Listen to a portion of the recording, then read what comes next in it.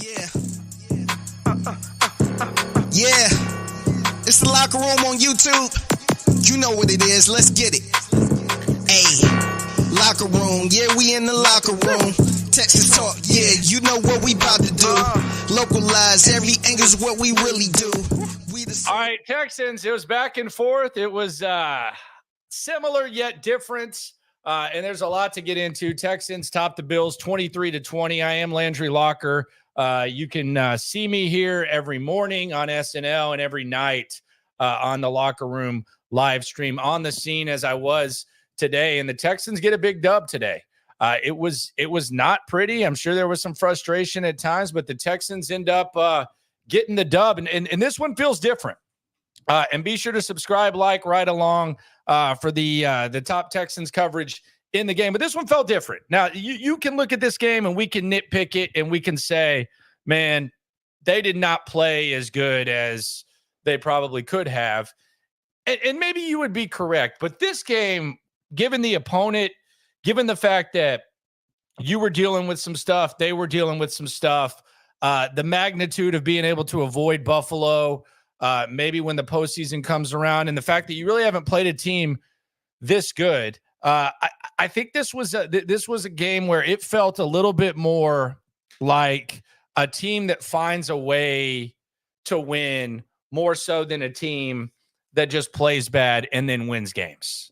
I think this one felt like more of that team who can just kind of figure out ways to play well instead of, hey, we played crappy and we won, but figure out times to play well in unique situations. I thought that's what this was. On the surface, you look at it, you say, okay, Buffalo was banged up. The Texans were banged up. They were without Nico Collins after the touchdown. They didn't have Titus Howard, although I don't know how big of a deal that ended up being. I thought Blake Fisher held up quite nicely, to be honest, especially for someone making his first start. And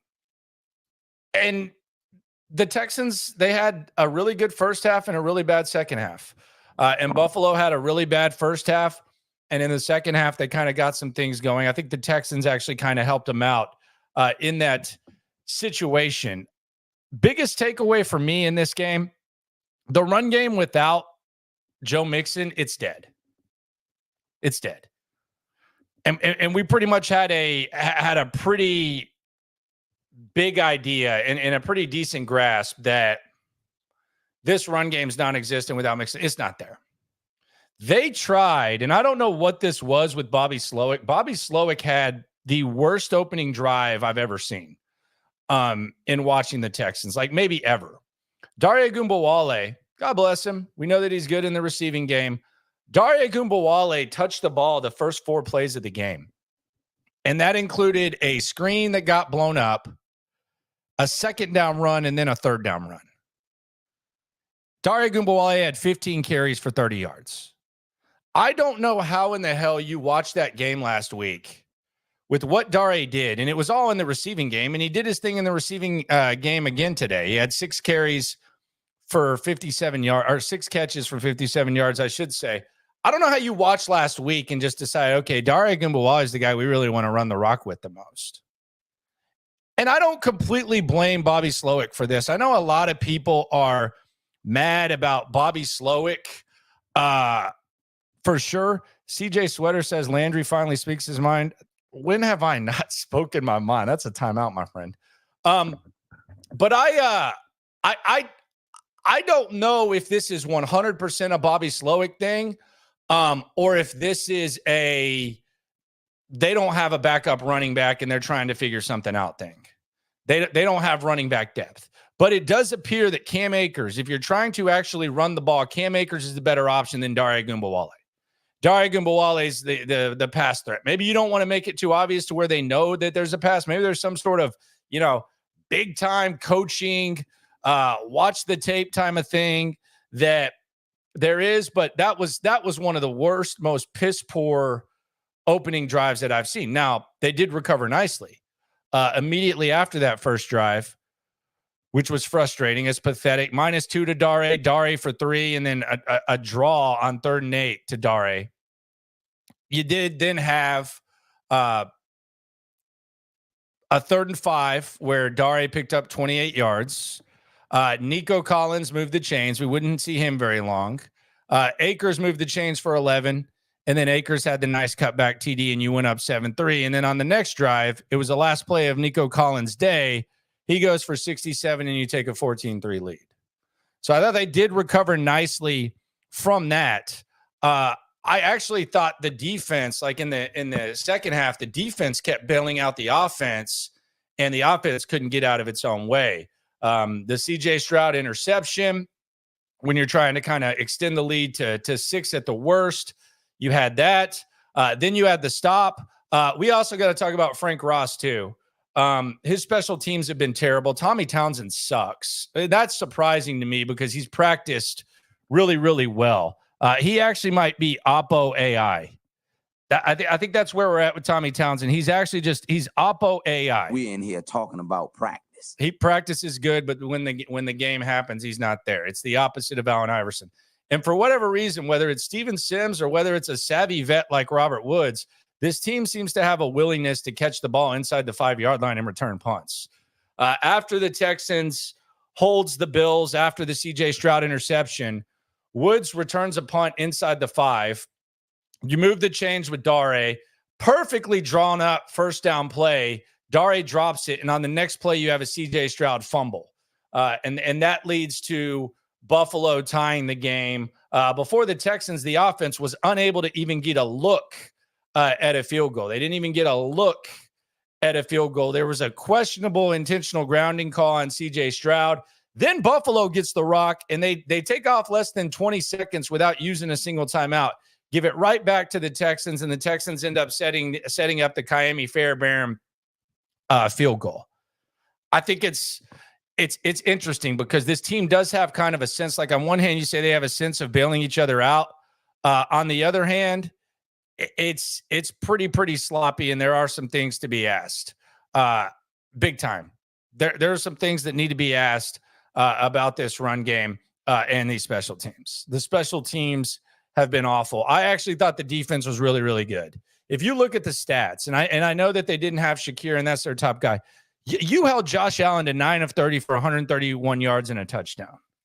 9 of 30 for 131 yards and a touchdown. Now, he did use his legs a little bit. He had 54 yards with the legs. But if you're going to hold Josh Allen to 9 of 30 for 131 and a touchdown, you got to salute the defense in that situation. I thought there were a number of times where it kind of felt like Buffalo could take control of the game. They weren't able to. There was one drive where I think there were 5 massive hits by Texans players. Now I think Buffalo ended up they ended up punting on this one just by inches. But you had Jimmy Ward, who, by the way, he got hurt early in the game, and then he got hurt late. It was up top, and then it was down low. Jimmy Ward's just going to be in and out of the lineup for the rest of his tenure here. We just have to get used to that. But we had Jimmy Ward swarming and sniffing out a short pass by the Bills. Then we had Derek Stingley laying the wood. Lassiter completely depleted one of the Bills receivers. And then you had Fatukasi on a screen, a loss of 7. And then Azeez Al-Shaair with another hit. Kincaid ended up being on the sidelines. But I thought the defense was pretty intense, and they seemed to be bringing the energy. So I thought they did really well. Someone says Dalton Schultz was underrated. Dalton Schultz and CJ ended up finding their chemistry when they needed to. Early in the game, in the first half, there were 2 third downs where it looked like Schultz could have been open. I don't know if it was miscommunication or what, but there were a couple times where he was in the vicinity of the ball, and him and CJ ended up not being able to connect.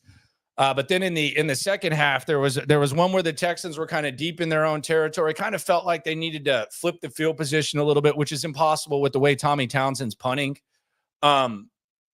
CJ found Schultz just perfect touch on the pass. And then there was a third down late in the game. So I did think that Dalton Schultz did his thing and was able to get some chemistry going with CJ Stroud. I thought that was a good thing. But I think the defense, they played well. There was a missed throw by Josh Allen that would have been an easy touchdown, but that just kind of seems to be the theme for the Texans. But they held Josh Allen to 9 of 30. You can't be too down on that. We'll go through the reaction to the game, the play-by-play. We'll hear from DeMeco Ryans. We'll hear from CJ Stroud. We'll hear from Kaimi Fairbairn. Also some exclusive one-on-ones in the locker room with some of the guys we don't hear from that much. But let's hear from DeMeco Ryans right now. Let's hear what DeMeco Ryans has to say. DeMeco with the media types. Texans get the win. Texans improve to 4-1. Here's your head coach, DeMeco Ryans, at the podium. Ooh, another one. Wow, right? Another wow moment. I'm good. I'm doing better. Trying to settle down a little bit. Fire away. Coach, your defense held Josh Allen to 9 of 30. You really did a good job of taking away those quick passing lanes. What was the key to limiting such a dynamic quarterback, and how did the game plan come together to execute that this week? Yeah, limiting Josh, man, is a great player. It was a tough out for us, but it took a valiant effort from everybody. It was a collective effort. D-line, we knew we weren't going to get many sacks against him because he's so elusive in the pocket. We just had to keep rushing, keep the pressure on him. So they did a great job of keeping the pressure on him, and our back-end guys, the way they covered, that was the reason why we played tight coverage, made the plays we needed to make. It was that collective effort of rush and coverage being tied together. Another game where you guys win it basically at the end. What allows you guys to consistently, since you've been here, even dating back to last year, consistently be able to pull out these close games? Today, it was just really cool to see our guys make the plays we needed to make in situational football. We stepped up and made the plays at that particular time. There at the end of half, being able to get points, just coming out in the game, the way we ended it, just as a football team. Tommy getting a big punt for us, pinning them there at the 2. Defense standing up, making 3 big stops, and then Rob with his return to get us at midfield. CJ the dart. It was just everybody working together, and that was a big goal for us this week. Is just to help the team. How can you help the team win the game? And our guys were clutch in the critical moments. Coach, for some of the Texans fans that may not be familiar with Aziz's play history prior to arriving here, many of us would say that was his best game as a Texan, just what he meant to your effort overall defensively today. Aziz meant everything to what we did today because Aziz was – people don't know he was sick last night, didn't know if he was even going to play. So for him, to be as tired as he was, for him to gut it out and play every snap, it was an outstanding performance by him. And I know what he was battling. I know how hard it was for him to push through and play through that game. And I got so much respect for Aziz and what he accomplished today. Hey, Nico, can you talk about what it means to have Kaimi and just to know, you always want to score a touchdown, I guess, but to know you have him and all you got to do is get it somewhere close. What kind of confidence that gives the team? Hey, congratulations to Amy. When you have a guy that can kick it the way he does, he's our all-time leading kicker here in Texans franchise history, and no bigger play than the 59-yard walk-off. It's just comforting to know when you have a guy who can hit it at that critical moment, it's clutch time. And he stood up. He didn't waver, put it through the upright. So it's confident for everyone to know that wherever we are, Amy can make a play. And when you're in that situation right there, not a lot of time left, we know we got to get down quickly, and we know we're kicking it. Wherever we end up, we got to take a shot at it. And so I felt really good about the return, wanted to get some more yards, and Amy, the way he nailed it, it takes more than him. It was Weeks, Tommy with the hold, Weeks with the snap, our protection. I'm going to do something. Just everybody working together. It's exciting. This is the Locker Room post-game show. Appreciate everyone for coming through. Get your comments in. We'll get to those. We'll also hear from CJ Stroud. We'll hear some one-on-ones after the game here in the Locker Room post-game show. Back to you, Coach. Coach, can you put your finger on third quarter? Because halftime, y'all walk into halftime, y'all pretty well had your hand in control, and all of a sudden it's third quarter, because that's the quarter where you committed all you really 90% of your penalties and everything. Y'all were clean up until that third quarter, and it's almost like it got away from you. The third quarter was definitely our sloppiest moment. in this game. Felt really good in the first half. Like, no penalties. We played clean, no sacks. Like, man, we were humming there in the first half, and then come back out third quarter. I think we did. I know we took a step in that third quarter, our offense being able to go down, and we were able to get points there. That was a step forward for us. We got better. But just the penalties, right? Again, like, we had a costly penalty there, hitting the quarterback to give them, better field position. That was third quarter wasn't who we are, but I really, really love the way our guys stepped up in the fourth. Like, and that's what the league is. Games are going to be tight. That's what come within one score almost every week. It's about how you close it out and having a chance there at the end, and we made the plays we needed to make. Coach, I don't want you to sound like a broken record, but we got another ugly win. You said there's no such thing. Ugly win? Come on, Stars. There's no such thing as an ugly win. Last year, some of these type of games got away from you all. You all are finding ways to win these games. What does it say about your unit, especially some of the things you all have to overcome as far as injuries and things like that are concerned coming into games? These are the type of games you find out who you are as a team. Fact. Like, Buffalo is an outstanding team, well-coached team, much respect for them, all their players, the way they play, like, nothing but respect for them, tough opponent. So to beat a team like this, like, at the end of the day, you want to score more points than the other team, man. It doesn't matter how you get it done. So I'm proud of our guys for gutting it out. And like I said, again, like, it wasn't all pretty. That's how games go. It's about how you finish at the end, and I'm proud of the way our guys finished. DeMeco, a two-part question. First off, Chris Boyd seems to be getting better and better every week. What is he doing to get better? That's from Gilmer. You mentioned downing that last punt at the 2-yard line, but she downed it. How big a play was that? That play was huge, getting the punt down there. I think D. Ross and, Boyd were there making that play. Chris he's continued to play his technique. That's the one thing he had to focus on, just play cleaner for us and play his technique. And when you just play your technique and you do what you're supposed to do, be where you're supposed to be, you'll make plays for us.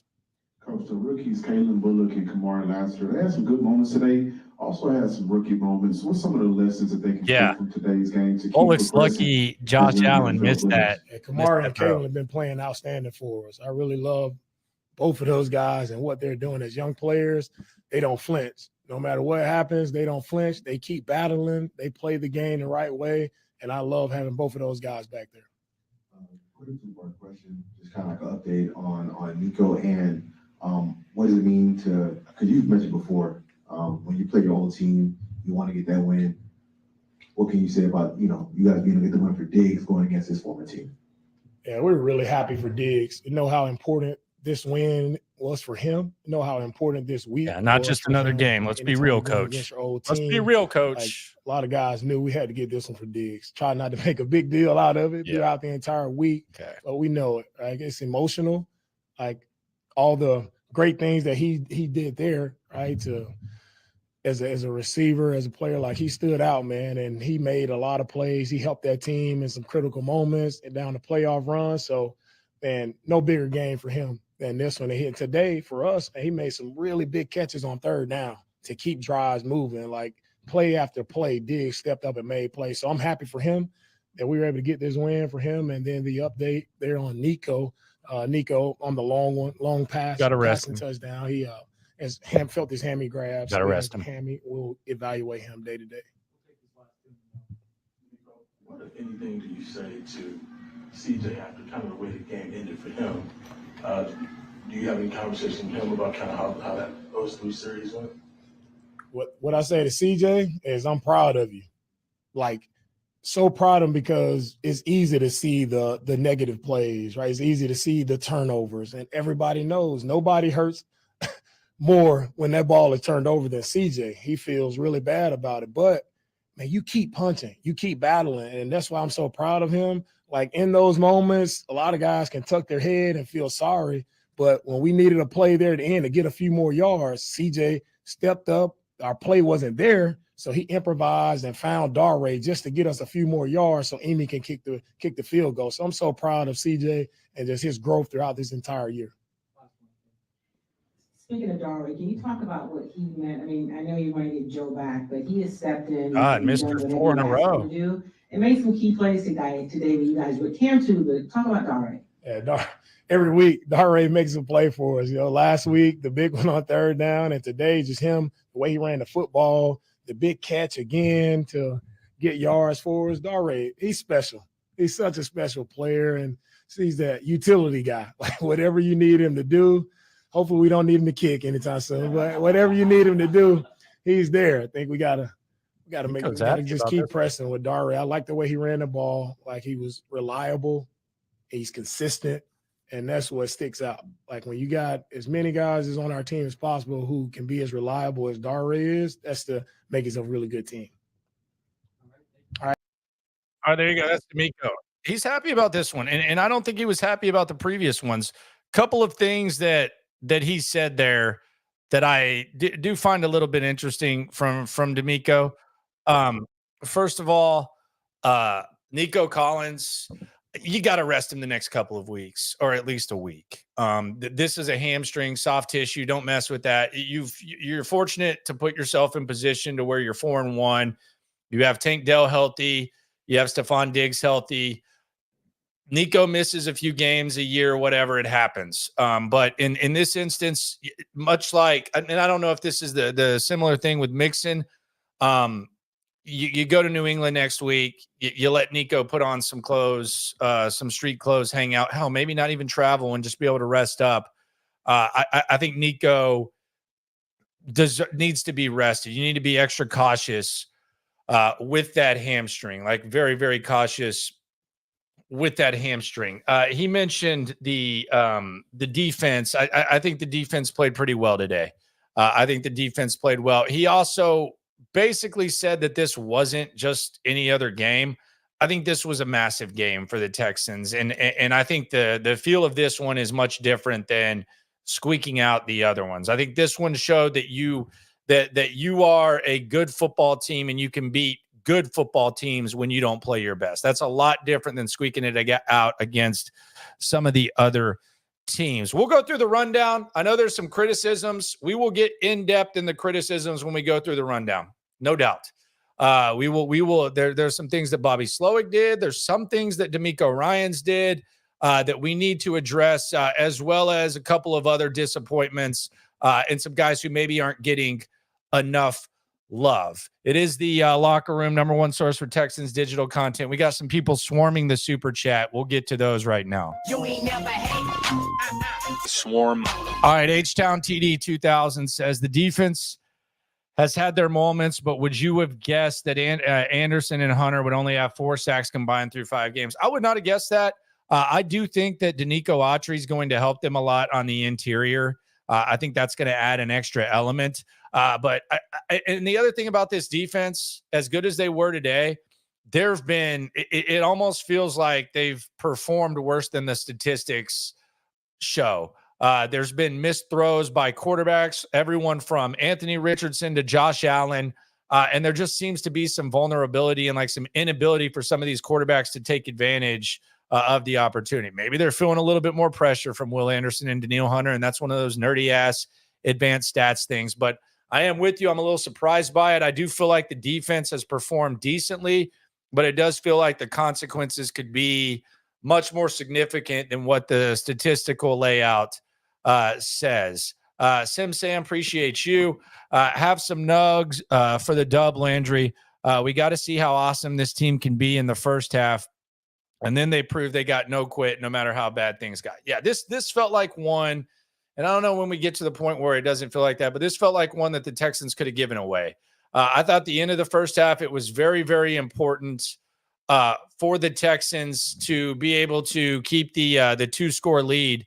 They were able to do that. And then at the second half, they came out and they were unable to really take advantage of some of the opportunities that they had with the Bills. They did extend the lead to 20-3, and you thought they would be in good shape. It ended up getting a little bit too close for comfort.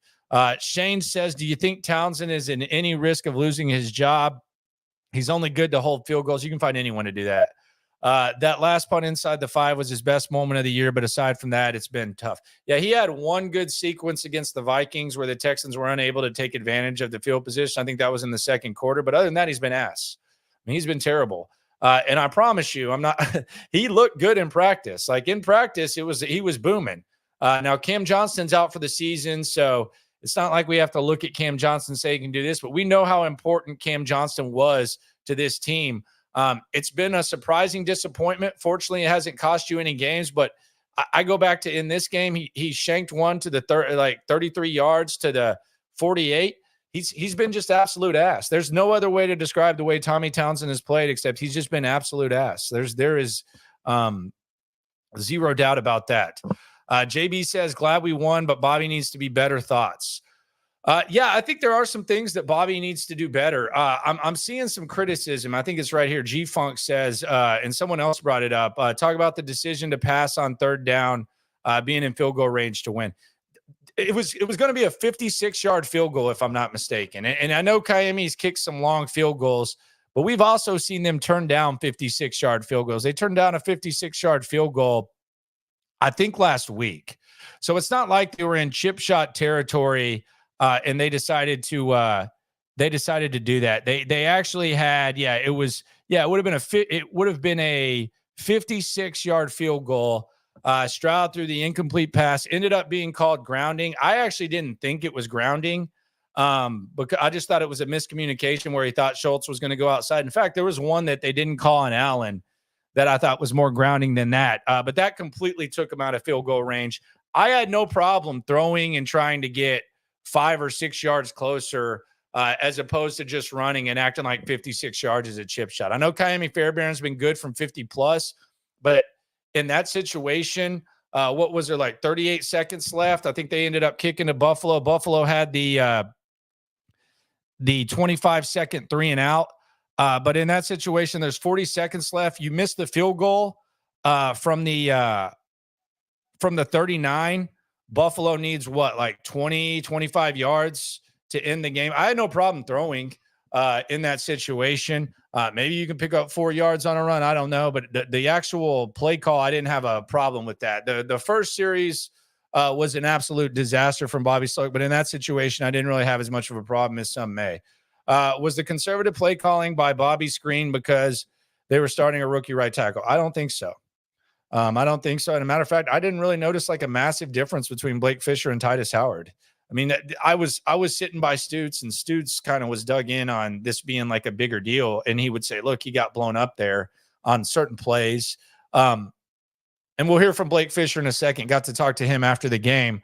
But my thing is, I see Titus Howard blown up every game. I've seen Titus Howard blown up every game for like half a decade. So was it really that much different? That would be my question. ESG soccer, Slowik and play calling were dog-ish. The way that game ended was a travesty, and we got lucky. Nico and CJ carrying Bobby. And I do wonder what this team's going to look like without Nico Collins. It's going to be arguably your best player this year, out, not named CJ Stroud. I don't even know if it's arguable. Being without CJ Stroud will be interesting. And we'll see how it all goes and how it all unfolds. Let's do a little recap of the game before we hear from CJ Stroud. We'll start early on. Steven Sims. We wondered if Steven Sims was going to be benched for his performance last week. Benched.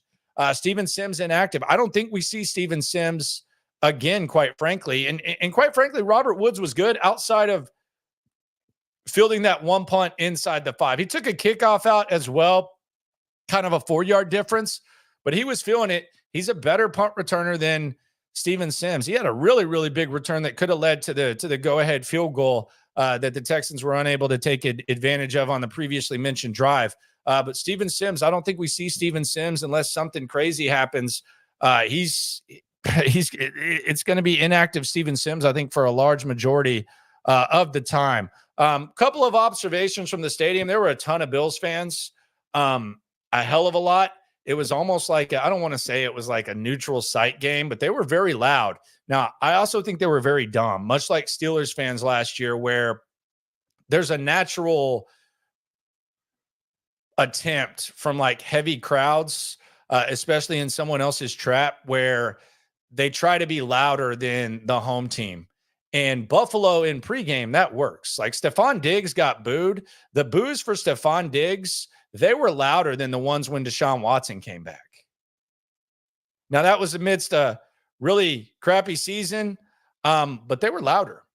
And Bills fans were very loud. However, on like third down, when the Texans fans were trying to get loud, Buffalo fans were trying to get louder. And I think it actually confused the Bills early on. I saw Pittsburgh fans do this last year as well. I think it's just kind of confusing because you're trying to show out and we roll deep and stuff. Kind of like a keeping it real gone wrong. Texans on the first drive, perfectly dialed up blitz by DeMeco on second down. They ended up forcing a Buffalo punt right off the top. There was then an incompletion from Kincaid, from Josh Allen in the direction of Murray on Kincaid. Didn't end up connecting. And then the Texans had, this was the most pathetic, embarrassing opening drive I've ever seen in my entire life. I don't know what the hell that was. It was Dare Ogunbowale 3 times in a row. You had him for -2. Then you had him for 3 yards. You had him for -2 on some screen. Then you had him for 3. And then on 3rd and 8, you did a draw. And I have no idea what in the hell that was supposed to look like. I don't know if maybe you wanted to like thank Dare for his efforts last week, but whatever the hell that was, that opening drive and the run on 3rd down, I did not get it. I thought it was potentially a big opportunity. It missed momentum. And I thought it was embarrassing by Bobby Slowik. He did recover on the next 2, but Buffalo also failed to capitalize on an opportunity. And I'm sure this is a play that they're talking about in Buffalo. Josh Allen missed Hollins on what would be touchdown. He got by Kamari Lassiter, and Josh Allen just completely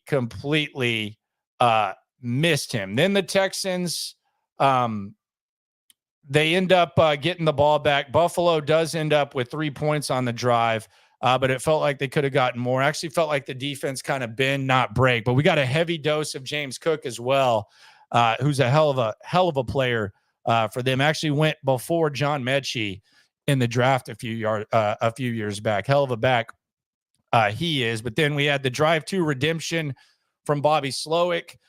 Nice mix of Akers. You had the long Dare screen, had some Nico Collins, and then Akers 2 straight runs, 1 for 11, and then 1 right in the end zone. You immediately think, okay, well, Cam Akers is probably the guy that you want to run the ball with, not Dare Ogunbowale. But Dare Ogunbowale actually ended up getting 6 more carries than Akers because, let's just be honest, they love him.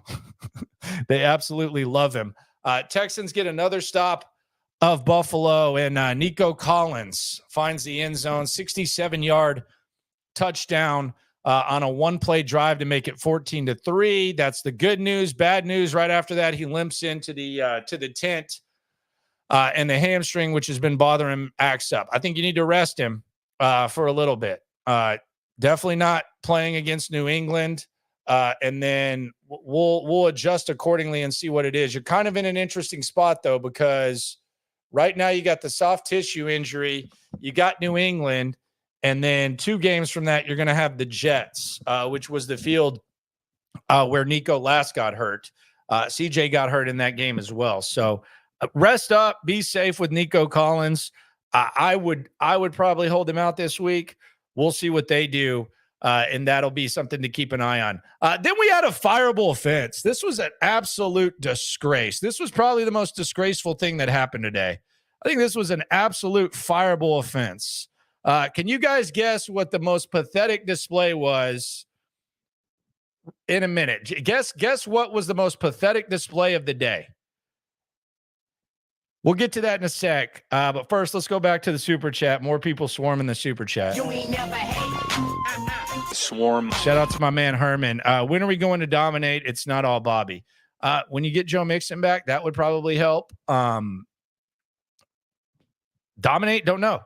A lot of teams don't dominate in the NFL. But I would think that getting Mixon back would at least increase the likelihood. Is the too high safety Slowik's kryptonite? If the season ended now, I don't feel like we'd have to worry about him leaving. Thoughts? Yeah, I mean, and that might be the good thing. Bobby Slowik's stock is not soaring. I still think it's higher than we may think. I think we're kind of close to the situation.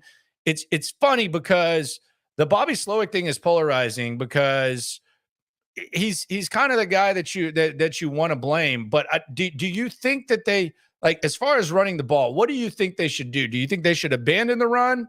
Do you think it's a personnel thing? Like, what would you want to see different from Bobby Slowik would be my question. I do want to see what it looks like with Mixon, but I get that there is some frustration. And I think specifically that first drive was really, really weird. Some of the personnel stuff, very, very bizarre, but I don't like it's not, it doesn't feel like, I don't feel like it's like what Pep Hamilton was when he was the coordinator or anything like that. I don't feel that frustrated, or Tim Kelly. It almost feels like they don't know what the hell to do without just accepting the fact that the run game doesn't exist without Joe Mixon. And maybe I answered my own question. Maybe that's what they should do. But I do think there's some value in still at least trying to run the ball. Now, square peg, round hole, the BOB frustration, run on first, run on second. I get that. And there's certain elements of that, but there's also times where on first down, they pick up 11 yards with Cam Akers. They pick up they get a touchdown on the next play. Last week, they had the second down, like the 9-yard second down run by Akers. So I get it. I would just like challenge anyone. Like, give me the specifics of what you don't like about Bobby Slowik, because I get that it hasn't been great. I think they're just in the process where and I'm saying I don't think this is all his decision. They need to evaluate this run game and how important it is to try it without Joe Mixon. I think they're kind of in a weird spot there. Lucky PWA, Bills couldn't have scored with 5 seconds left if we missed. Run the clock and kick the field goal. We have the best kicker in the league. Bad call. Okay, so you're talking about the decision to not from the 39 to not kick the field goal with Fairbairn, run it and kick it. Yeah, I don't disagree. What I'm saying is getting more yards is not counterproductive. Like, trying to get more yards is not counterproductive either. Now, you're saying the incompletion. I don't think Buffalo was going to score from their own 2 either, which is where the punt went. I don't think that was grounding. I think we should have seen a 56-yard attempt from Fairbairn, which would have been kind of scary. Now, there probably would have been more clock to run off for sure. But I'd had no problem trying to get a few more yards by throwing. I don't think 56 is a chip shot, regardless of how Fairbairn's kicking. And they've punted instead of kicking at 56. So they've kind of shown you they don't think it's a chip shot. Dare had more touches, targets than Tank, Diggs, Nico, and Schultz combined.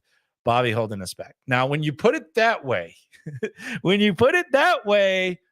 I can't argue with that. They love Dare Ogunbowale.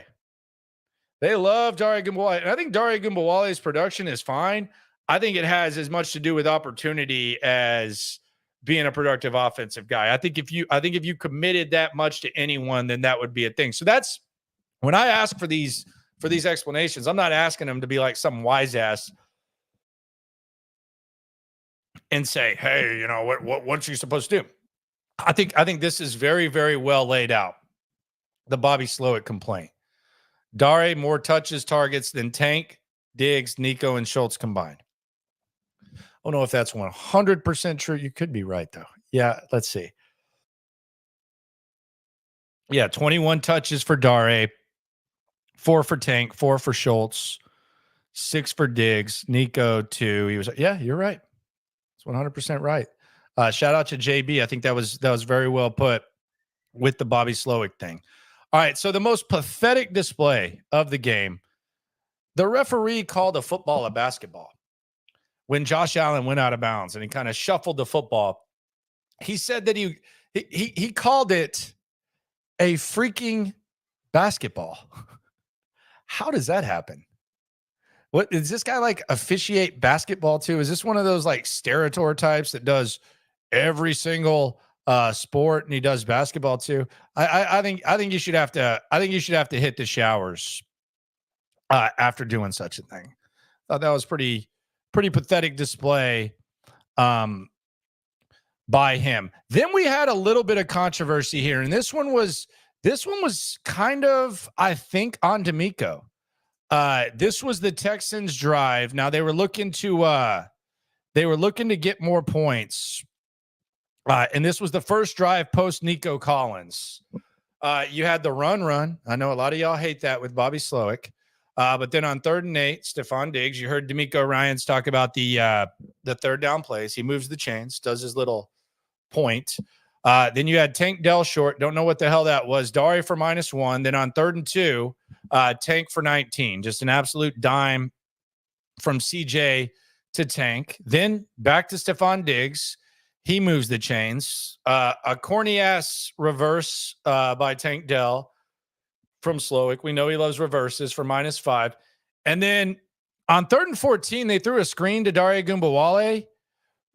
For me, it actually looked like he might have gotten the first down. I think this spot might have been worth challenging. Now, I haven't watched the replay.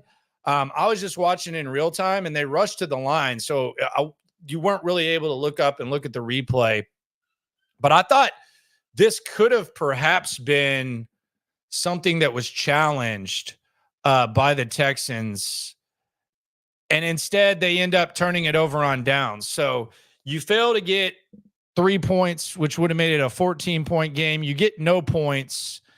And I think they could have challenged the play. They rushed to the line, and they ended up turning it over on downs. I thought that could have been a challenge by DeMeco Ryans. Then the defense, I thought that this was one of the I don't know if it's a momentum thing. I think it was kind of like you kind of got a feel of what this defense was about today, specifically in the first half. And you hold Josh Allen to 9 of 30.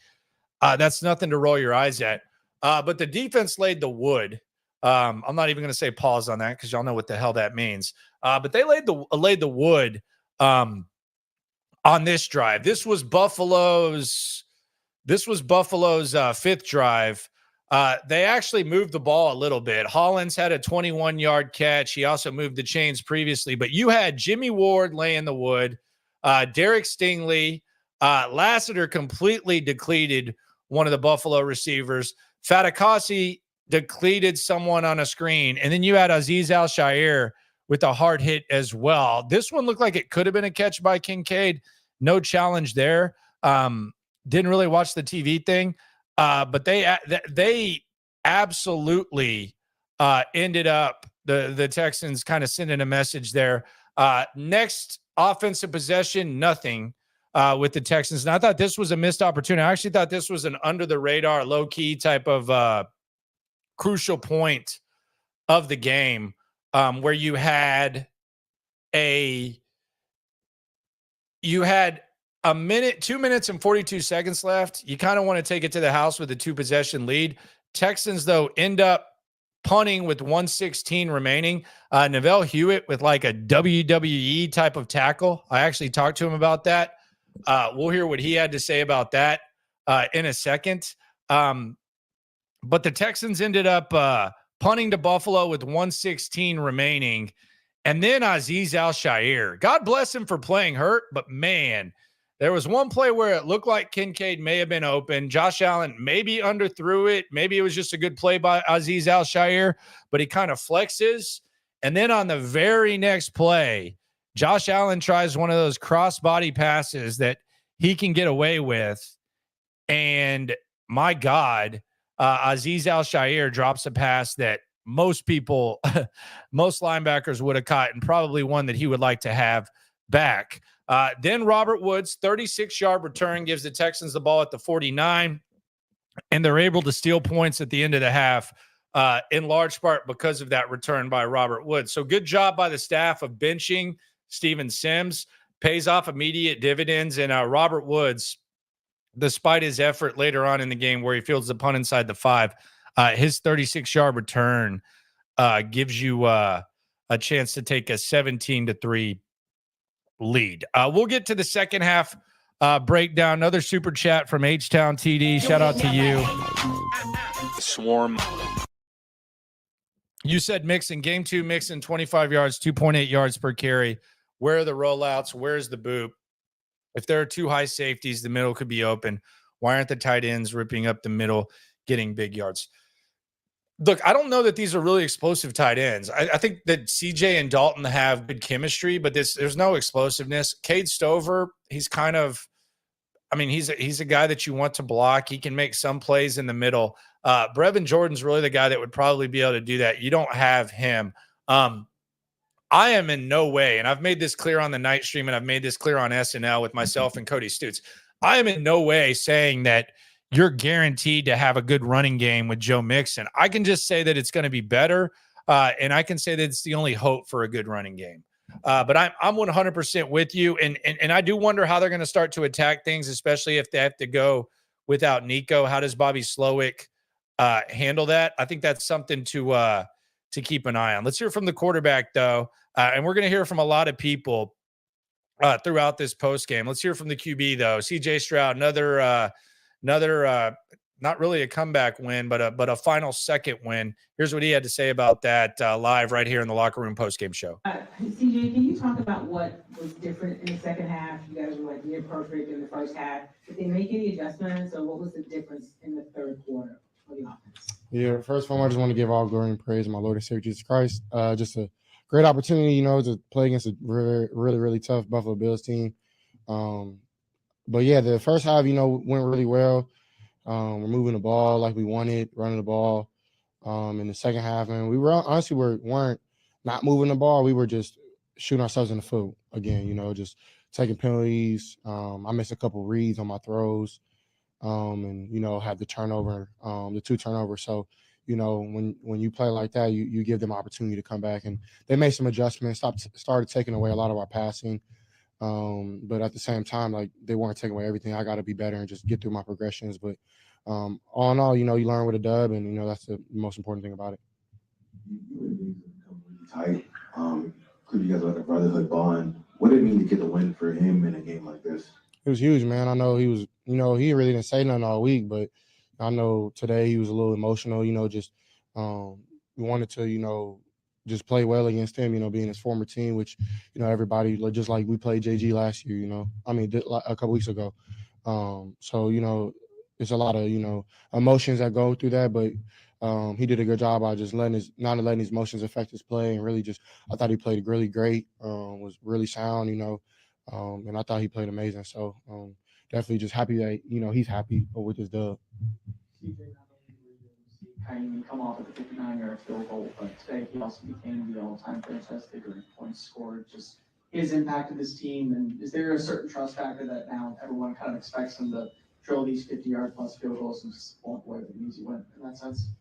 I wouldn't say that. We trust him if we are in that position, but we try to put him in the best opportunity possible. Especially, I hold myself, to a high standard when it comes to that. And that intentional grounding was, I had no idea why I get it, I guess. I mean, that wasn't necessarily abrupt. Like, I don't think it was that aggressive that I didn't throw it like to anybody. But at the same time, I do understand.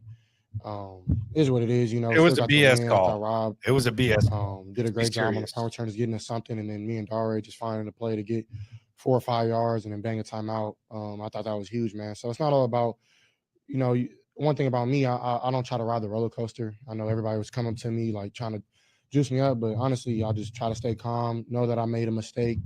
But it doesn't make me. I thought I played really solid other than those 2 plays, but when you got guys to lean on, like we talked about earlier in the week, just playing complimentary football, Miami had my back. The defense had my back. My O-line had my back. Hold up.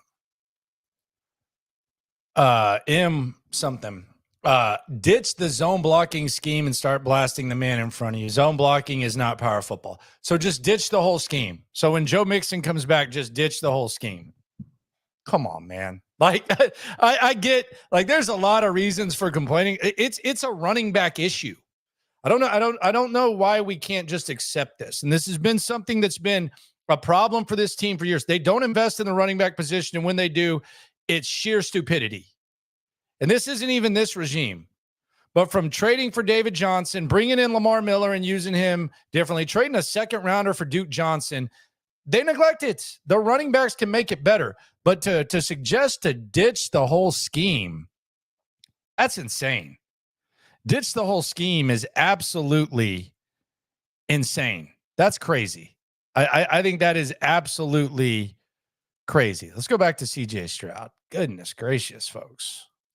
Everybody had everybody's back. You know, we had the defense back in the first half. Like, we all play covering football. A lot of great things are going to happen for this team. Go ahead. You had no Nico in the second half. This might be a bit of a simple question, but what exactly does this offense lose when he then exits the game?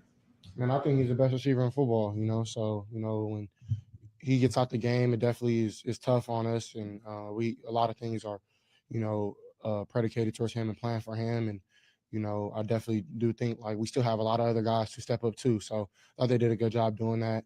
I thought Hutch played solid, you know, and really, I mean, you got to just find a way to win. We did that today. So definitely hope Nico's okay, and just we can get him back as soon as possible. But I definitely know that we have a lot of depth in that room.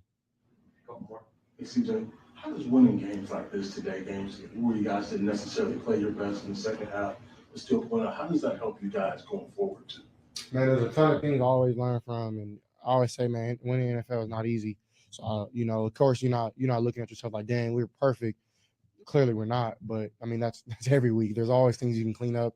Some things are more abrupt and more noticeable than others. But I feel like, you know, when you can find a way to find a win, man, like that shows you how much of a resilient team you are. So, man, you learn with a dub, and that's the best thing that you can do. So, man, I'm super just proud of my guys for just keep fighting, and, you know, just keep working, keep grinding, keep chopping wood, keep carrying water, because it's not easy to play great 4 quarters of football. But, you know, the more we can do that, I think everybody can tell, man, we're going to be forced to reckon with. Hey, can you talk about Dare today? I mean, he made Dare! really needed him. LaDainian Tomlinson, Ogunbowale. Some blocks running. Can you talk about him today? Man, once again, you know, Dare playing great. Me and him have a great connection back there. There's times where, you know, he's not even supposed to really get the ball, but, you know, he just shows up. And, you know, I thought it was a very great heads-up play to get the first down, get down. That was sick. That was smart, by the way. And, I mean, I don't think they had any timeouts at that point, and the clock just kept rolling. So I thought it was super cool just, like, to get him going once again. And, you know, I think he's going to be a great addition to this team. I mean, he's been great since last year, kicking field goals. Like, he's really all appliance. Like, he does everything you ask him to do and does it with a smile on his face. So, man, and he's a brother, like somebody I'm really close to, love him to death, you know, a great guy. You got a baby on the way. I can just go on about Dare. I love Dare. So, you know, playing big for us right now. He is. You talked about having things to learn from this game, and you also talked about kind of having your back. What was the biggest lesson or biggest takeaway that you learned from this game, and how important was the performance of Kyrie Fairbairn to this win? I mean, looking back, I mean, I got to watch the tape. I thought I played really good, took the completions, took my shots when they were there. You know, you're all right. I think you can always go back and higher I want these 3 plays back, these 4 plays back. But I look at, you know, myself in the mirror and know, like, man, I'm still that guy. Like, I'm still confident no matter what mistake I make. I'm still humble, you know, from my mistakes. But, even in those moments, man, like, I'm still trying to, you know, just uplift myself. So I would say that's what I kind of learned today was, like, man, no matter what, man, just trust yourself. And I felt like I did that, moving the ball up and down the field against a good defense. 43 made a heck of a play on that kind of okey doke. He played both. And I mean, he was making plays all before he got hurt. So, you know, that was a great Bills defense. I thought McDermott changed up the calls in the second half a lot.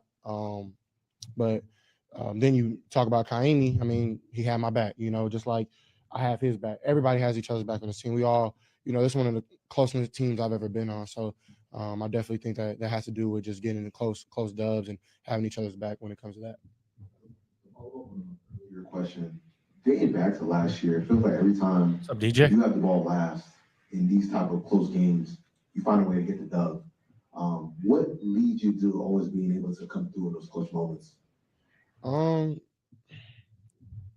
Honestly, I would say just my teammates, you know, like, honestly, I can sit up here and be like, well, I was seeing this coverage and I can go through that. And that has some truth to it as well. Like, just trying to pick the defense apart. But honestly, like just my teammates, keep chopping wood, keep carrying water, because it's hard to play 4 quarters of solid football in the NFL. When you do, you usually blow the team out. But that's why it's NFL, best players in the world battling against each other. So when you just have a resilient squad. I mean, it's just, like for me, if I get the ball last, I'm really trying to ice the game, like trying to put it to bed. And I thought I got it done, and then got the intentional ground, and that killed me. I was so upset. But learn from that, and when you learn from a win, man, that's huge. So honestly, man, I just, I don't think they call me Cool Breeze as a kid for a reason. I just try to stay cool, calm, collected. God. I pray a lot. That's a huge for me. Is just like when the intentional grounding happened and we backed him up, that was a huge punt by Tommy.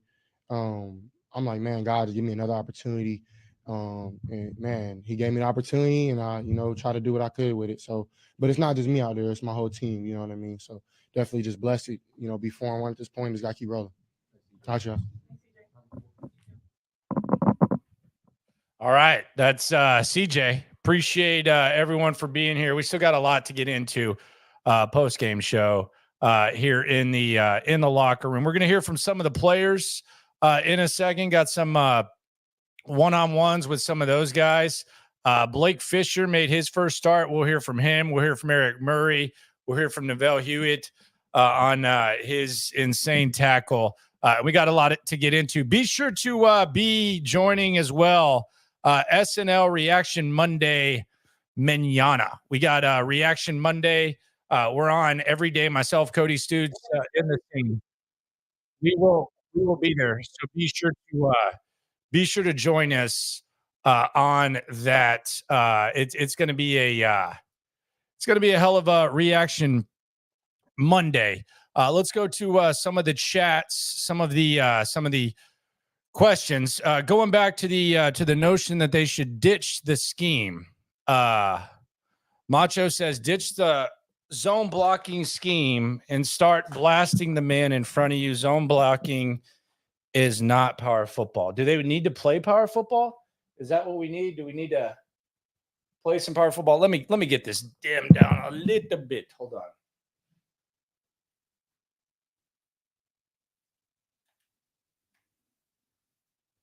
Boom, boom, boom. Okay. There we go. Yeah, I think ditching a scheme when you're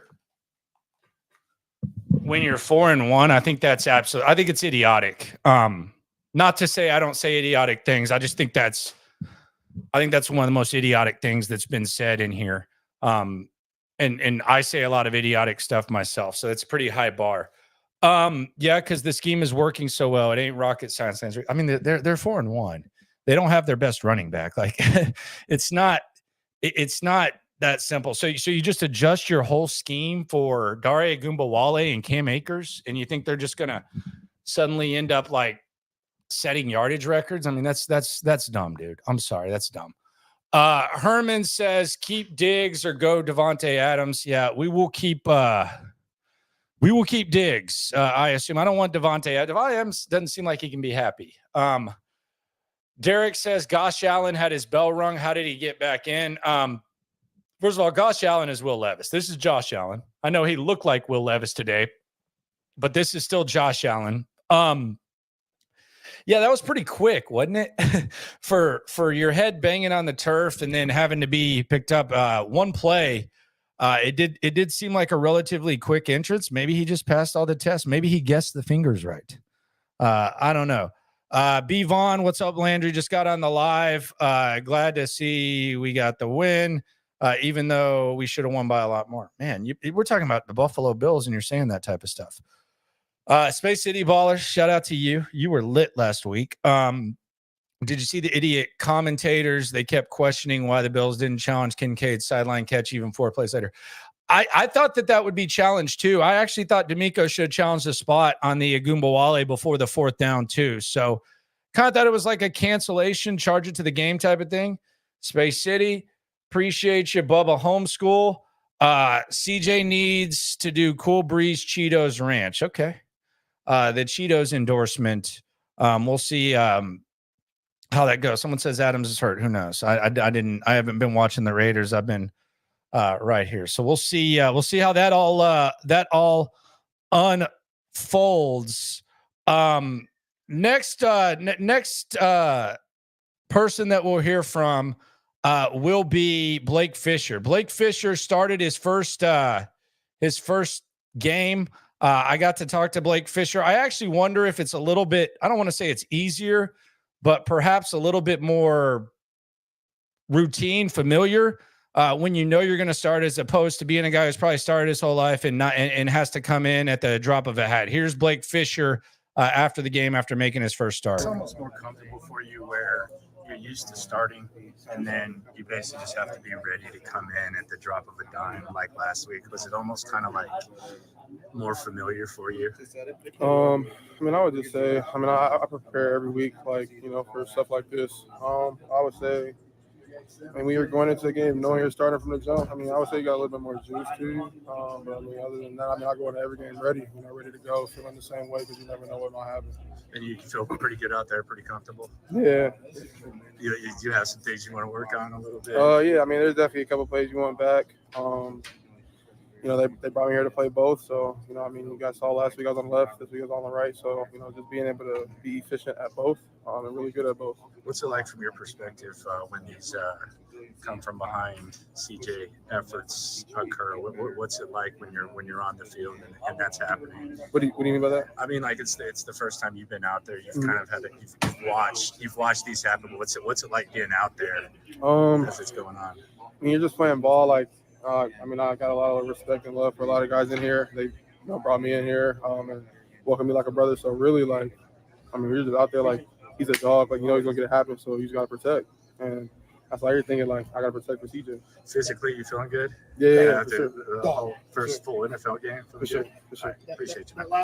They really they seem to be really happy for Blake Fisher today, and I thought that was apparent. We'll hear from Juice Scruggs in a sec. And when the media was let in, you had Juice Scruggs yelling, "Hey, Blake Fisher, everyone! Blake Fisher, everyone!" You could tell he kind of felt happy for the young man, and I thought he held up fine. Why does Stutz hate Fisher so passionately? I don't know what Stutz's deal is with Fisher. I think he was kind of trying to be a hipster with the whole, man, they might miss Titus Howard type of joint. We'll ask him about that tomorrow morning, because I'm with you. I didn't like the undertones of the Blake Fisher manner in which Cody Stutz was talking about him. More people swarming the super chat. Much appreciation for that. You ain't never hate. Swarm. B-R-O-B. Bro B. What it do? There's a guy in section 140 regular saying run the draw. They'll never see it coming, sarcastically. And with about 80% accuracy, they run the draw. But sadly, they always see it coming. Yeah, let me put the draw on 3rd and 8 at the start of the game was one of the most bizarre things I've ever seen. I don't know what in the hell was going on there. And we'll ask Bobby Slowik. I think Bobby Slowik, we're going to have to get some sort of grasp of if he thinks this run game is just dead without Mixon. So we'll talk to Bobby Slowik this week. But yes, the draw, it is a frustrating play when it doesn't work. When it does, it's like, oh, that was smart. But when it doesn't, yeah. And I wasn't a fan of it in that situation. Not QB sneaking on 4th and inches changed the game. You get that first, it's probably out of reach after that. Yeah, I'm very pro QB sneak. I don't know what the hurry was for the Texans on that Ogunbowale after the Ogunbowale came up short when they could have gotten some points. But I'm a big QB sneak guy. I don't know when these coaches, they saw how good the Eagles were at the tush push and they started. So that's kind of taken down some effectiveness. Shout out to Bunky Wayne. He says, hey guys, what's good? Landry, Bobby Slowik needs to do a better job calling plays. We scored 17 points in the first half. Then second half, BS plays. He got to get better for sure. And I do also think there's a Nico Collins factor. And I know it was a tale of two halves. They might have to gut one out without Nico Collins this next week and maybe further than that. But I do think there's also a Nico Collins factor where obviously your best player, one of the front runners for Offensive Player of the Year in the NFL, he leaves after scoring a damn near a 70-yard touchdown. It changes up a little bit. And I think Bobby's definitely got to be better. And the Dare Ogunbowale fascination might be getting a little bit out of control at this point. JB says out of 41 RBs with attempts this week, Dare was 38th on yards per carry. Bobby chose to run him up the middle on 4th down and 3rd and 8. If it's obvious running down, I think Cam Akers should be in there. I'm with y'all on that. I 100% agree with that. And quite frankly, I think Dare would be the last option on an obvious running down. Now, if there's a situation where you can run or throw, I think he's out there. I don't even know how great Dare Ogunbowale is. He's just reliable, and he seems to do whatever the coaches want him to do. But on obvious rundowns, yeah, I don't think Dare Ogunbowale is the guy you want out there. I agree with that. Bill Parcells, you are what your record says you are. We're 4-1. What do you think we're doing well? What do you think teams think when they see us on the schedule? H-Town TD 2000. I think the Texans are looked at as one of those second-tier contenders, and I think this game kind of adds to that. I never understood the Bill Parcells, you are what your record says you are. I think that's basically – I think when Parcells said it, he was saying it when they sucked. And that was the way that he would say it. A lot of times people take that Bill Parcells, that context, and they use it to say, well, we're 8-1 and we are what our record says we are, which in the absolute nature of it, yes, you are in the standings. But I think when Bill Parcells said it, he was basically saying you can't piss away games and say we're a better team than that. He wasn't necessarily saying that when they were like 12-2 or whatever. So I think that kind of gets taken out of context. I also think there's a gray area. And if there weren't a gray area, let's be honest, I probably wouldn't have a job and y'all wouldn't be here because it would be all absolute. I think the Texans are a second-tier contender. I think they're a football team that can clearly play better than they've played so far. And I think after today, they've kind of transitioned from a team that can win ugly against bad teams to a team that can just find ways to win against good teams who are dealing with their own things, but you're dealing with yours as well. That's just kind of the nature of it. So that's what I would say the Texans are. Nathan says 23 points might be enough for us to win each week. I do think the defense is going to it's going to be a little bit more difficult for the defense. I think they've gotten a little bit of breaks for sure. Let's hear from Tim Settle. Tim Settle, defensive lineman for the Texans, got the Stone Cold Steve Austin vest on, kind of a little wrestling theme today. Former Buffalo Bill. Here's Tim Settle talking about getting the dub against the Bills, and he definitely noticed that his former fan base was rolling deep into Houston. All right, you got the dub against your former team. You said you look forward to this. How did it feel out there? Oh, good. You know, that's what football is all about, man. When combining football down to the last second, and we was able to hold our will and got a dub. That's what it's all about. I don't care about no stats. I want to win every game that we can win. Did this feel like a big game and not just the next one? Now that it's over, did it feel a little bit bigger? No, I don't feel like. I feel like each game we take one week at a time. Each game got a little history with it. Obviously me and Steph came from Buffalo and Jerry, so that's what they want everybody. It's the same game. Every game equals the same. You know better than a lot that Bills Mafia kind of travels. Does it feel kind of, I don't know, what does it feel like to be at home? Yeah, it's home, but you're still kind of feeling them. You're not on their team, but is it nice to kind of just feel that? Yeah, that it's crazy. I was telling everybody, like, I was going to feel like an away game. Travel in bunches, travel in packs, their fans, support. It was definitely loud in there on both sides, so definitely felt their presence. And CJ, whenever you give him the ball, you got a chance at the end of the game. Yeah, that's our job is to get the ball back to him, and whatever he got going on, whatever he's going to do, he's going to do. We just got to keep getting the ball back to him and let him win the game. Appreciate you. Yeah, thank y'all. All right, there you go, Tim Settle. Good addition, by the way. Some would say the Texans settled for Tim Settle, but I think he's been a good addition. And quite frankly, if you listen to Jags fans when they're talking about Eric Armstead, doesn't seem like they're too thrilled with what he's done, and it doesn't seem like they're getting much return on investment for that. But Tim Settle, he's been good. Tim Settle's been solid, and he's played well. The 2-sack game a little while ago, but Tim Settle's been pretty good. So settling kind of worked out for them. Let's continue the recap of the ball game. Appreciate everyone for coming through. Other guys that I caught up with one-on-one in the locker room. Eric Murray, we'll hear from him in a sec.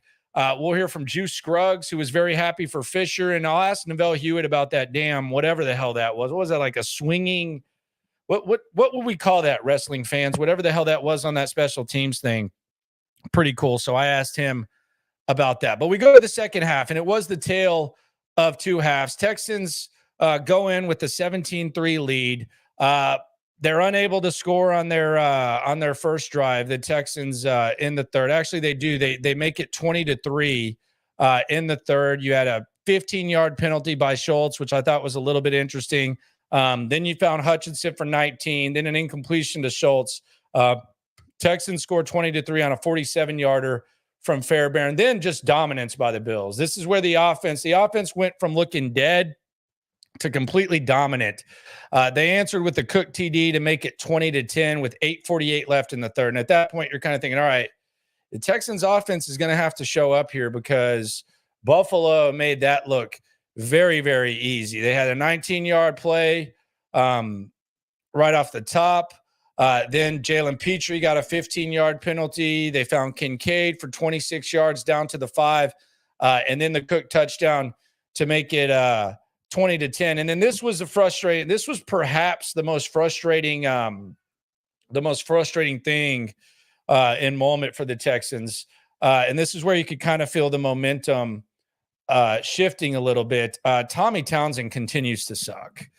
You had Tank Dell for a moderate gain, Akers for 5, and then again CJ Stroud after a penalty, unable to connect with Dalton Schultz, and then Tommy Townsend has a freaking 33-yard punt, which, I mean, that's there's no excuse for that. And there's no excuse really for how terrible he's been. He's been awful. Tommy Townsend's been really, really bad. I don't know how much longer you can he'll figure it out, I think, but he has been about as bad as you could possibly expect someone to be, especially someone that you're paying like one of the better punters in the league. And he's been one of the better punters in the league. But after that punt, immediately you get a Keon Coleman 49-yard touchdown on fourth down. I asked Kamari Lassiter about that.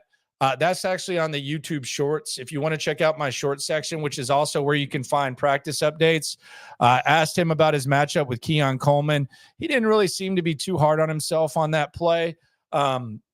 Just kind of a battle gone wrong, and he got the best of it. And for the most part, he kept him in check. He did get burned on the one play where Allen missed.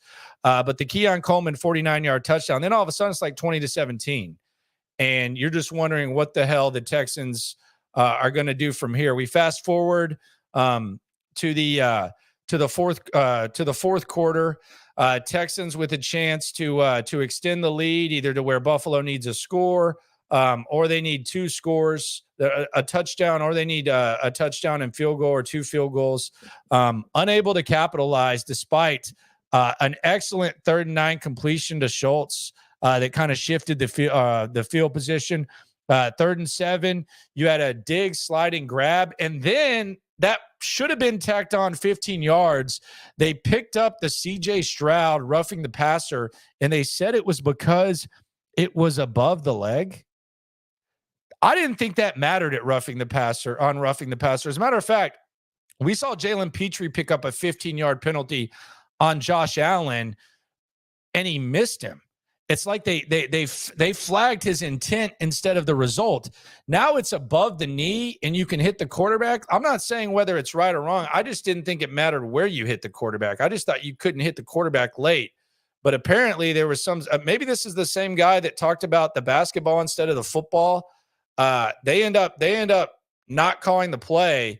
And then CJ Stroud with an interception.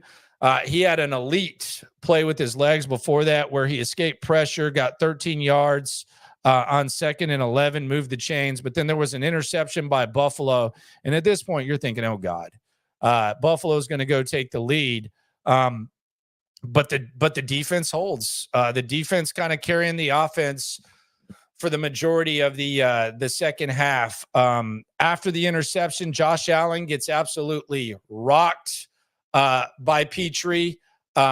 And then on 3rd and 8, he gets rocked again. This time his head hits the ground, you'd think, well, this guy's done for the game. Like, they got to at least monitor him for concussion. It wouldn't be the last that we saw of Josh Allen, though. We would not see that. So the Texans defense gets the hold. That's the good news. The bad news, these special teams continue to suck.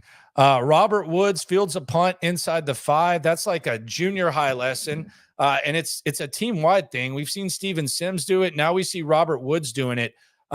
This is the third game, and we've played 5 games. This is the third game where the Texans special teams has fucked up inside the 5-yard line. Excuse my language, but these are mistakes that will cost you football games. And these are things that any average Joe at a sports bar knows not to do.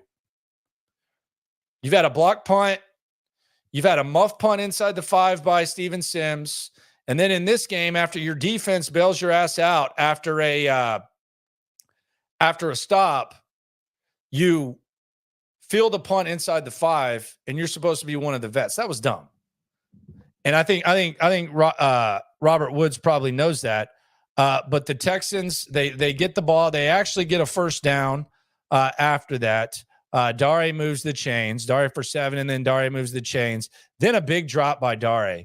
And this is where, we talk about Slowik and stuff. This was a perfectly dialed up play, especially for where the game was. Perfectly dialed up play. I think Dare would have gotten at least 10 plus and moved the chains. He drops the ball. And on the second down, CJ Stroud pressure. CJ fumbles inside the 15. Mitchell Trubisky mania making its way to Houston. He's on the field. You think Josh Allen's done. His head just bounced off the damn turf like a basketball. But Trubisky, one and done, like a college basketball player. In comes Josh Allen. Buffalo ends up having to settle 4-3. Josh Allen, not really accurate. Again, 9 of 30. And they tie it at 20-20 with 3:18 left. And in this situation with 3:18 remaining, if you're a Texans fan, you're kind of sitting there hoping, man, like at least run out the clock. Maybe you can score. Don't give them too much time. All that types of crap. That's what you're thinking about. But the Texans, they end up kind of shooting themselves in the foot.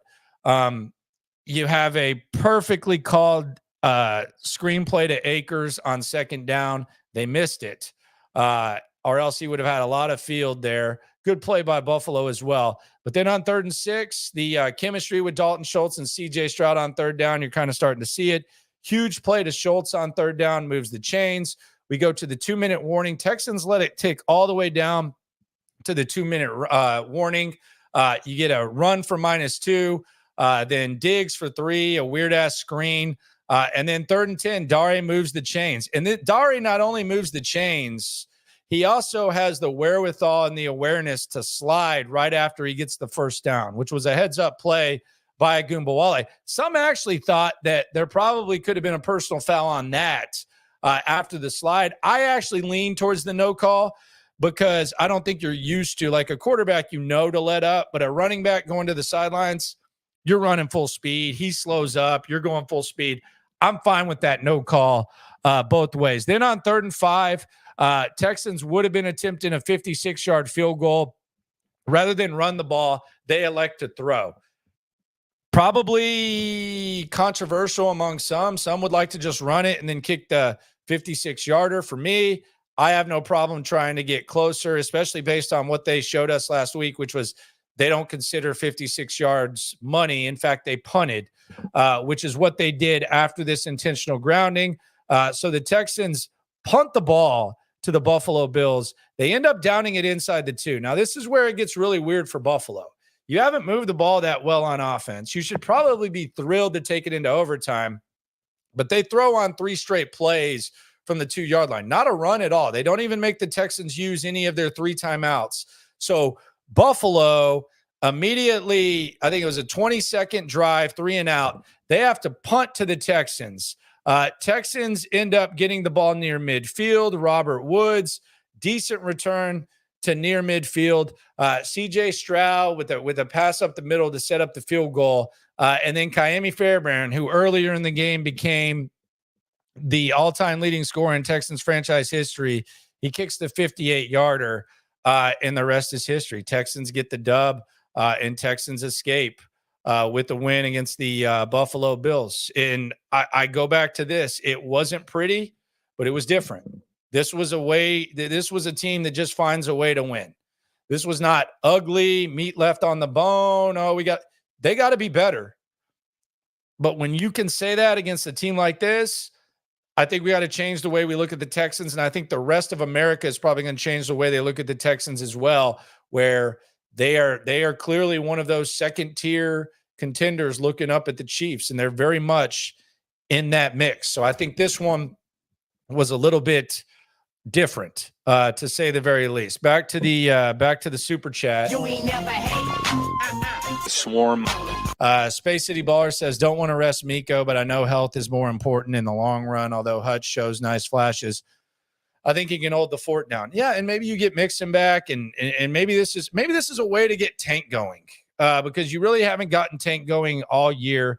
You're facing a dog-butted New England Patriots team. It's tough to win on the road, but I think you got to be very, very cautious with Nico Collins. I think there's no doubt you've got to be very, very cautious. One of the more entertaining plays of the day was the Neville Huitt.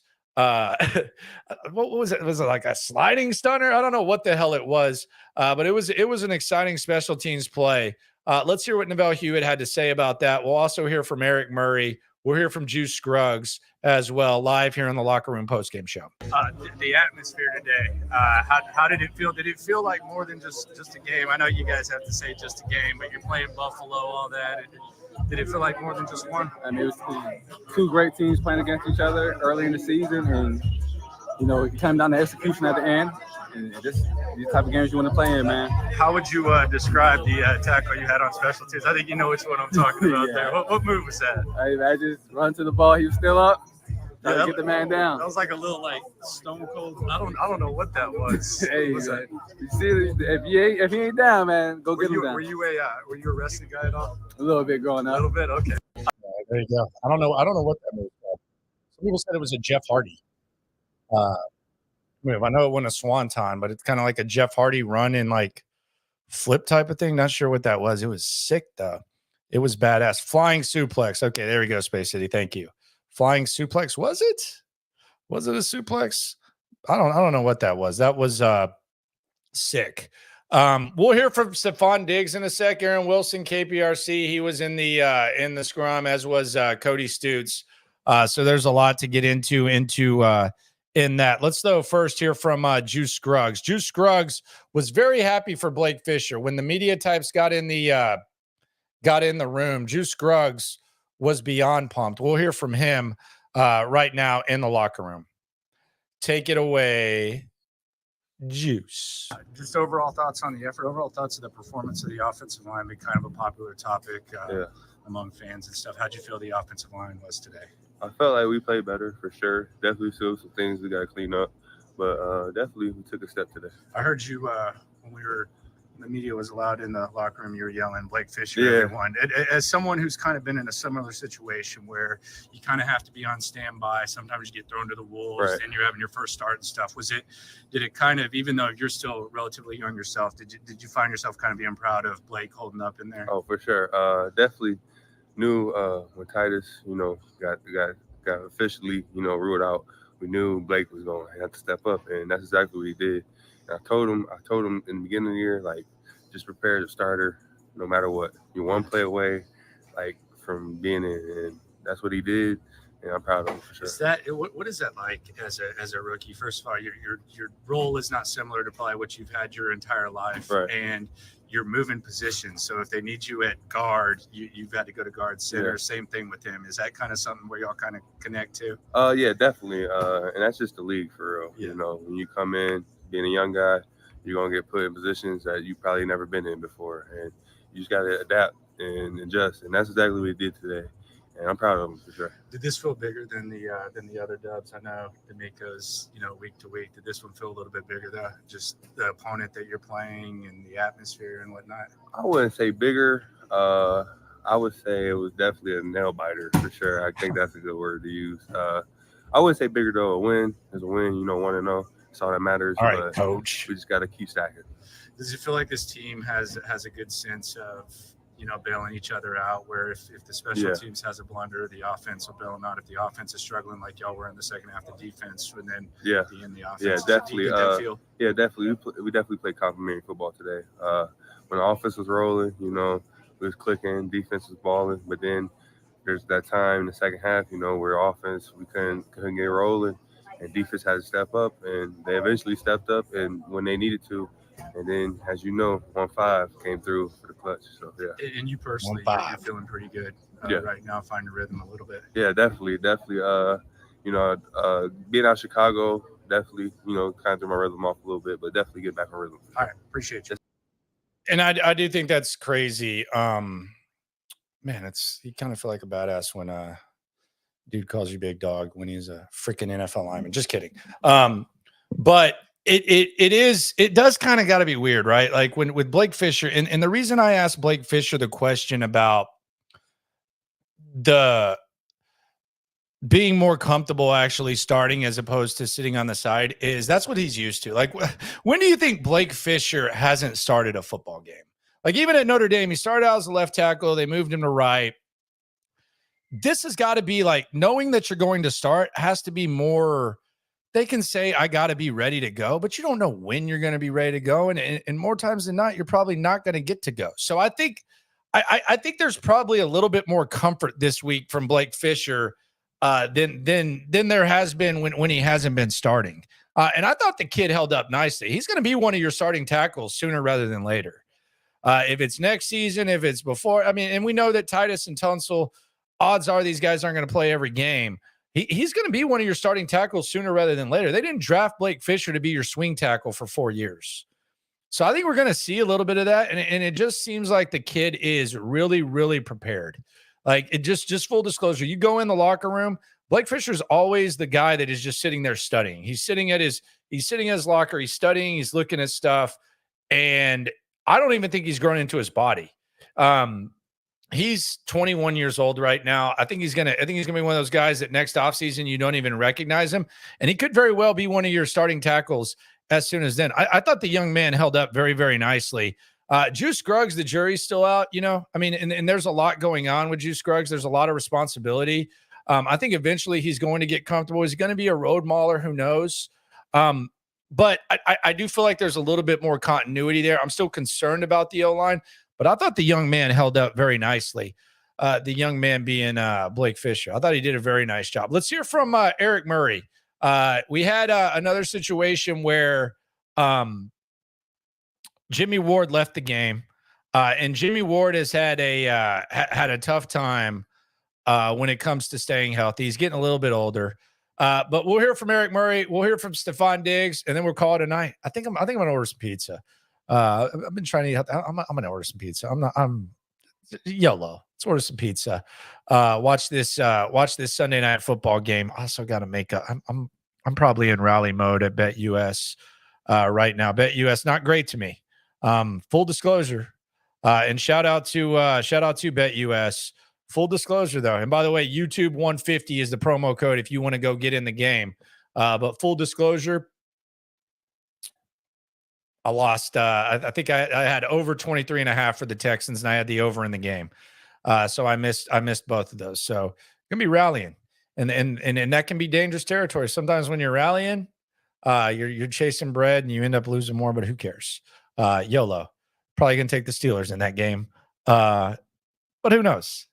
You win some, you lose some. Here's Eric Murray, though, talking about the game, the outlook, all that type of stuff. Good veteran, that Eric Murray. What a crazy ass route he's taken from one of the more frustrating signings of the O'Brien Easterby era. Maybe they were asking him to do a little bit too much. Maybe it's just wrong place, wrong time. It was during the offseason of the Hopkins thing, and he's still here, and I'll be damned, he's a starting safety. Here's Eric Murray on the dub. Face a team that's where you're trying to get. Does it feel a little bit bigger? It's definitely a little bit bigger. I mean, Buffalo has a good history, perennial playoff team and things of that nature. So when you can go and make a big significant win like this is definitely important. Going into the game, Kincaid and Cook, was that the main focus from your point of view, stopping those guys? It definitely was, seeing that they have some injuries, to the receiving core and things of that nature. And, their tight ends play a big role for them anyway. So just want to, those matches that they wanted to take advantage of, kind of take those away. This was kind of a game where y'all kind of bailed out the offense, and then the offense at the end gets the job done. What's that like from y'all's point of view, watching CJ lead these comebacks? I mean, throughout the week, we preached putting a complete game together and everybody feeding off each other, and that's what teams do. It's not one unit does better than the other. It's when one unit does bad, you pick them up. That's what teams do. But to face a team that's all right, that's Eric Murray. We'll hear from Diggs in a sec. Best pizza place, Star Pizza's up there. Best pizza place in Houston, I would say Star Pizza's up there. That's probably the best. Pink's is good. Some people like Pink's. I'm not as big on Pink's as Star. I think Star is probably the creme de la creme. If I like me personally, though, I like Capone's. It's kind of like Capone's is underrated as hell. I think it's an underrated establishment as well. I don't know why it's not popping more, but on Monday, it was half price pizza. It might be like 35% off since COVID or whatever. Go figure. But Capone's has kind of the wood fire where you go on Monday. But I would say most people would say Star or Pink's, but I'm a big Capone's guy. Big Capone's guy. Love it. They got the restroom. It's like a bookshelf type of vibe. Capone's is an underrated ass spot to go chill and to go hang out. I'm a big Capone's guy. Might try to get Cody Stutes in this. I don't know. I don't know if he's too cool or not. He's trying to write. I don't know what he's writing. He might be writing a Blake Fisher sucks column for all I know. I don't know. People have been accusing Cody Stutes of hating on Blake Fisher. We'll try to get him here in a sec. We'll wrap it up with the biggest thoughts, but first, the biggest. I'm literally here. Oh, there he is. Literally Hey. here. What are we talking about? Trying to get Cody. I'm literally here. How was that Blake Fisher sucks column that you put together? Well, if you're going to sit here and tell me he had a good second half, I'm going to tell you you're a liar. Well, we'll get to this. We'll get to this on the back end in a second. Cody Stutes is in the building. Stefon Diggs is about to be in the building. Let's hear from Stefon Diggs in a second. We'll get Cody's biggest takeaways. We'll preview SNL. Got a hell of a lot to get to, such little time. Take it away, Diggs. Win against your old team like that, what did it mean to you and why? Honestly, it meant a lot to me. Held it in all week, energy-wise. Try not to bring it up too much. Obviously, we had an interview earlier in the week. I just try to keep it professional, but obviously in the back of my mind, it meant a lot to me, and I wanted to do more showing than telling. Simone, what do you think this win says about this team to win when you're not necessarily the team playing and clicking all cylinders? Well, we kind of had a conversation about it throughout this season. We're not playing our best ball. We were winning. We had a little better day today. Couple of mishaps, but being able to overcome and fight adversity says a lot about your team. And I told the guys, you want to be a good team, be the good team, because that's a good team. Real disciplined, well coached, hell of a players over there. And luckily we got Amy. He just works his magic. Seven played a hell of a game. We just got a lot of players that we're rallying together at the right time. The second quarter of the season, we're trying to get the ball rolling and have good things happen and play good complementary football. Was today an emotional day for you at all? Always. I play with a lot of passion and a lot of love. I can't say I didn't think about this game when I got traded. I wondered if we played them, and then obviously it was on the schedule.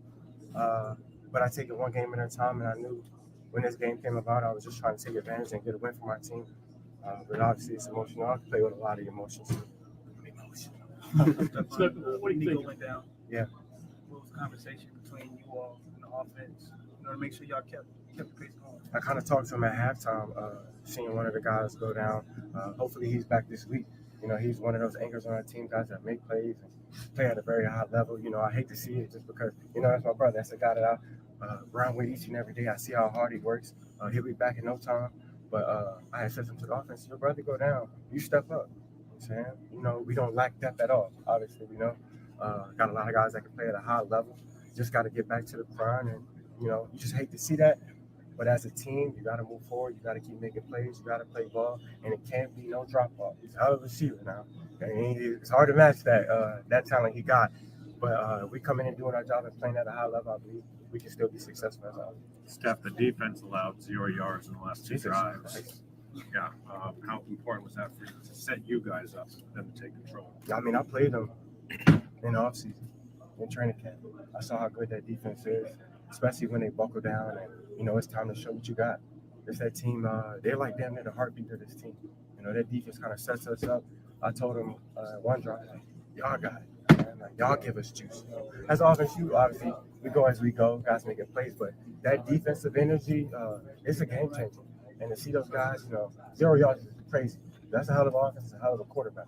And we had them backed up. Just playing complimentary football shows, and without the penalties, you play even better ball. But to get a win like that, shout out to the defense. Stefon, let's do a couple more. For your team winning today, how big is that for a young team to beat an experienced opponent?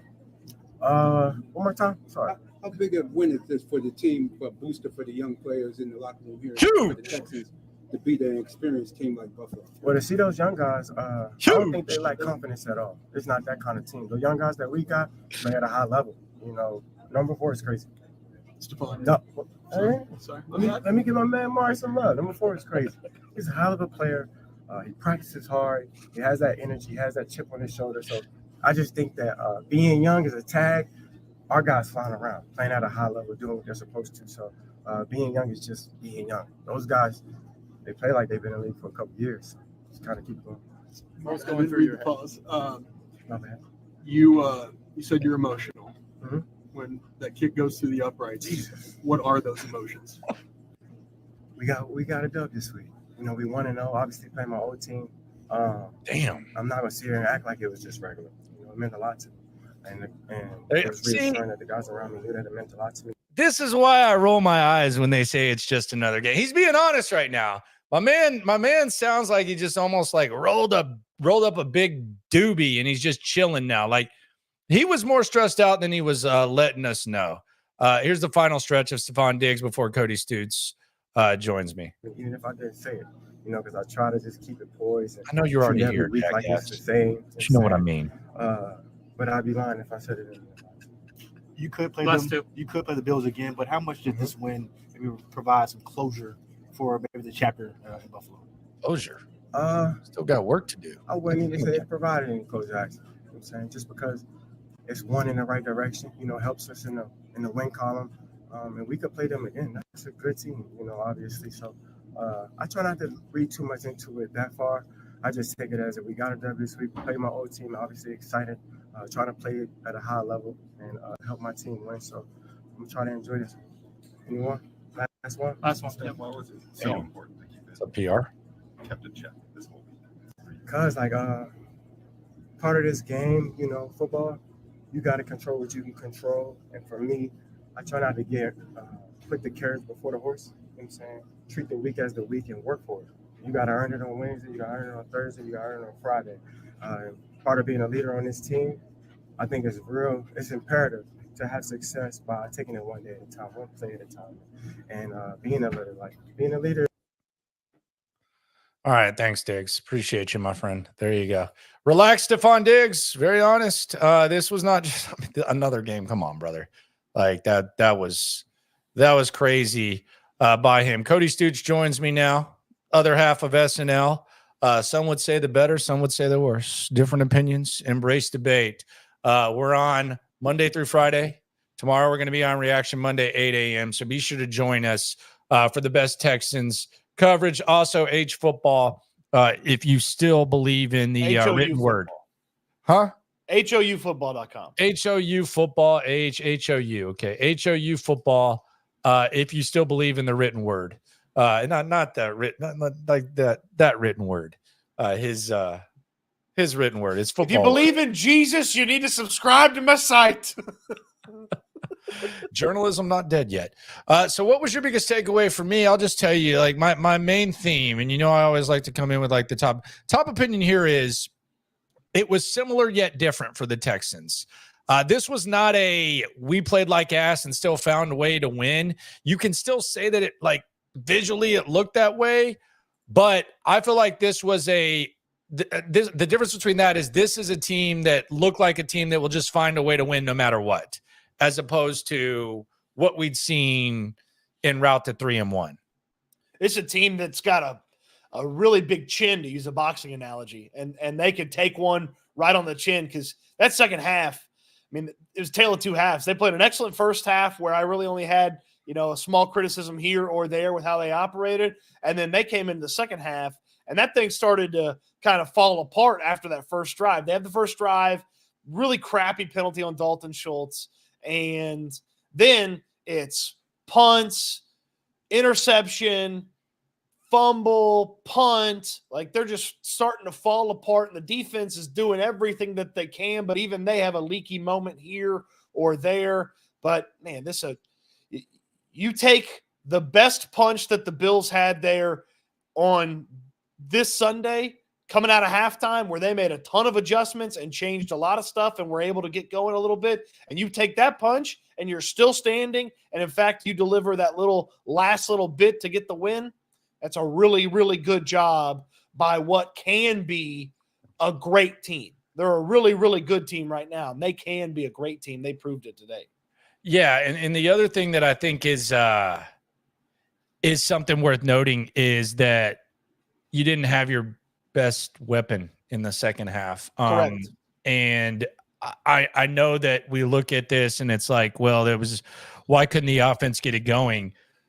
You didn't have your best weapon, and quite frankly, I think your second best weapon has been out the last few weeks. So those guys are not. It's not like they're gone for a long time, but you didn't have Nico Collins, and it's kind of nightmarish to imagine what it looks like. Maybe that's something that gets Dell going, but that does need to be mentioned when you talk about the two halves. What Sean McDermott and his team had to do at halftime was a whole lot easier than what Bobby Slowik had to do with the offense at halftime, which is, hey, the way we operate, we've got to change the way we operate because the guy that everybody on defense focuses on is no longer in the game. So the ability to, McDermott started doing some different things with the defensive line. Like, it was easier to adjust and get back into things with the Bills than to kind of keep things like the Texans had whatever halftime is to try to figure out, okay, what are we going to do on offense without Nico Collins? And they did enough here and there. And if CJ doesn't throw that interception, they put at least 3 more points on the board. They felt like they were going to put 7 on the board in that drive. And then they probably put the Bills away a little bit earlier than ultimately they did. But man, it's a like resiliency has been like the hallmark of DeMeco Ryans' team through 20 some odd games with him as the head coach. And hey, when there's not resiliency, you get a Minnesota result where you can't bounce back from some of this stuff and it just gets away from you. Unbeaten Minnesota. Yeah.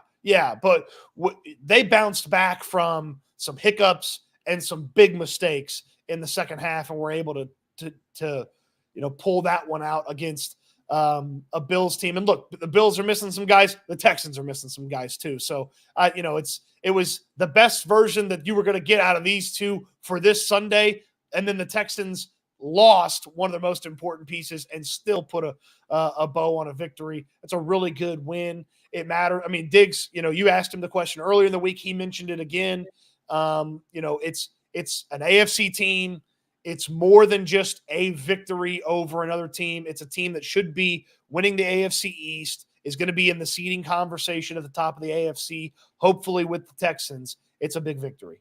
Yeah, it's a big victory for sure, and it's a lot different. I do wonder, what is there a potential letdown against the Patriots? We see it very often. We see kind of the letdowns. I think Nico Collins needs to sit out this next game. I think the hamstring is too important. I think you sit Nico Collins out this next game, and then adjust accordingly. Are you going to get Mixon back? That's another question. I think probably in Buffalo right now, they're saying we were banged up. We didn't really have much of a chance here, which I do think you take into account, but I think it was kind of a two-way thing as well. So I don't think you just dismiss this. And I think it was a big game, and that the players seemed a little bit more open to saying that afterwards, whether it was my one-on-one interactions or what we just heard from Stefon Diggs. The one thing that just continues to be kind of a popular topic is Bobby Slowik. and what people think of Bobby Slowik. What did you make of Bobby Slowik? I thought that first drive was one of the worst I've ever seen. I don't know what was going on there. The run game's hard for me because I don't know.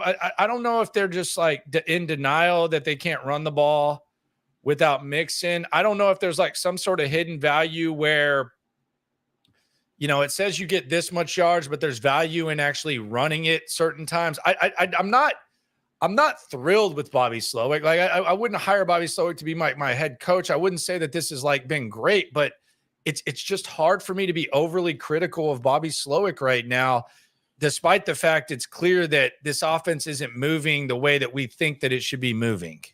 You can explain away some of the stuff that Slowik dealt with, and then you can point to, damn it, what are you doing, Bobby? Like that's like the toughest part of so many of these games is I could point to some of the stuff and explain it away. No Nico Collins. The offensive line started getting there, started allowing a little bit more pressure there in the second half. Buffalo made some adjustments. We were talking to Blake Fisher, and he said, hey, they started throwing some different stuff at us in the second half than they did in the first half. And, we had to adjust to it on the fly, so you can explain some of that away. And then you can be like, why are the first 5 touches 4 straight Daria Ogunbowale plays and a Cade Stover play? Like, why is that the first 5 touches of the game? Well, Daria had the first 4. Yeah, the first 4 were Daria Ogunbowale in a row. And then it was a Cade Stover play. And then it was back to Daria Ogunbowale. But I can't bitch at Bobby about that one because that one went for 28 yards. So it's like the dichotomy and the roller coaster of Bobby Slowik. Like nobody said a word when they were rolling in the first half. And then Nico goes out,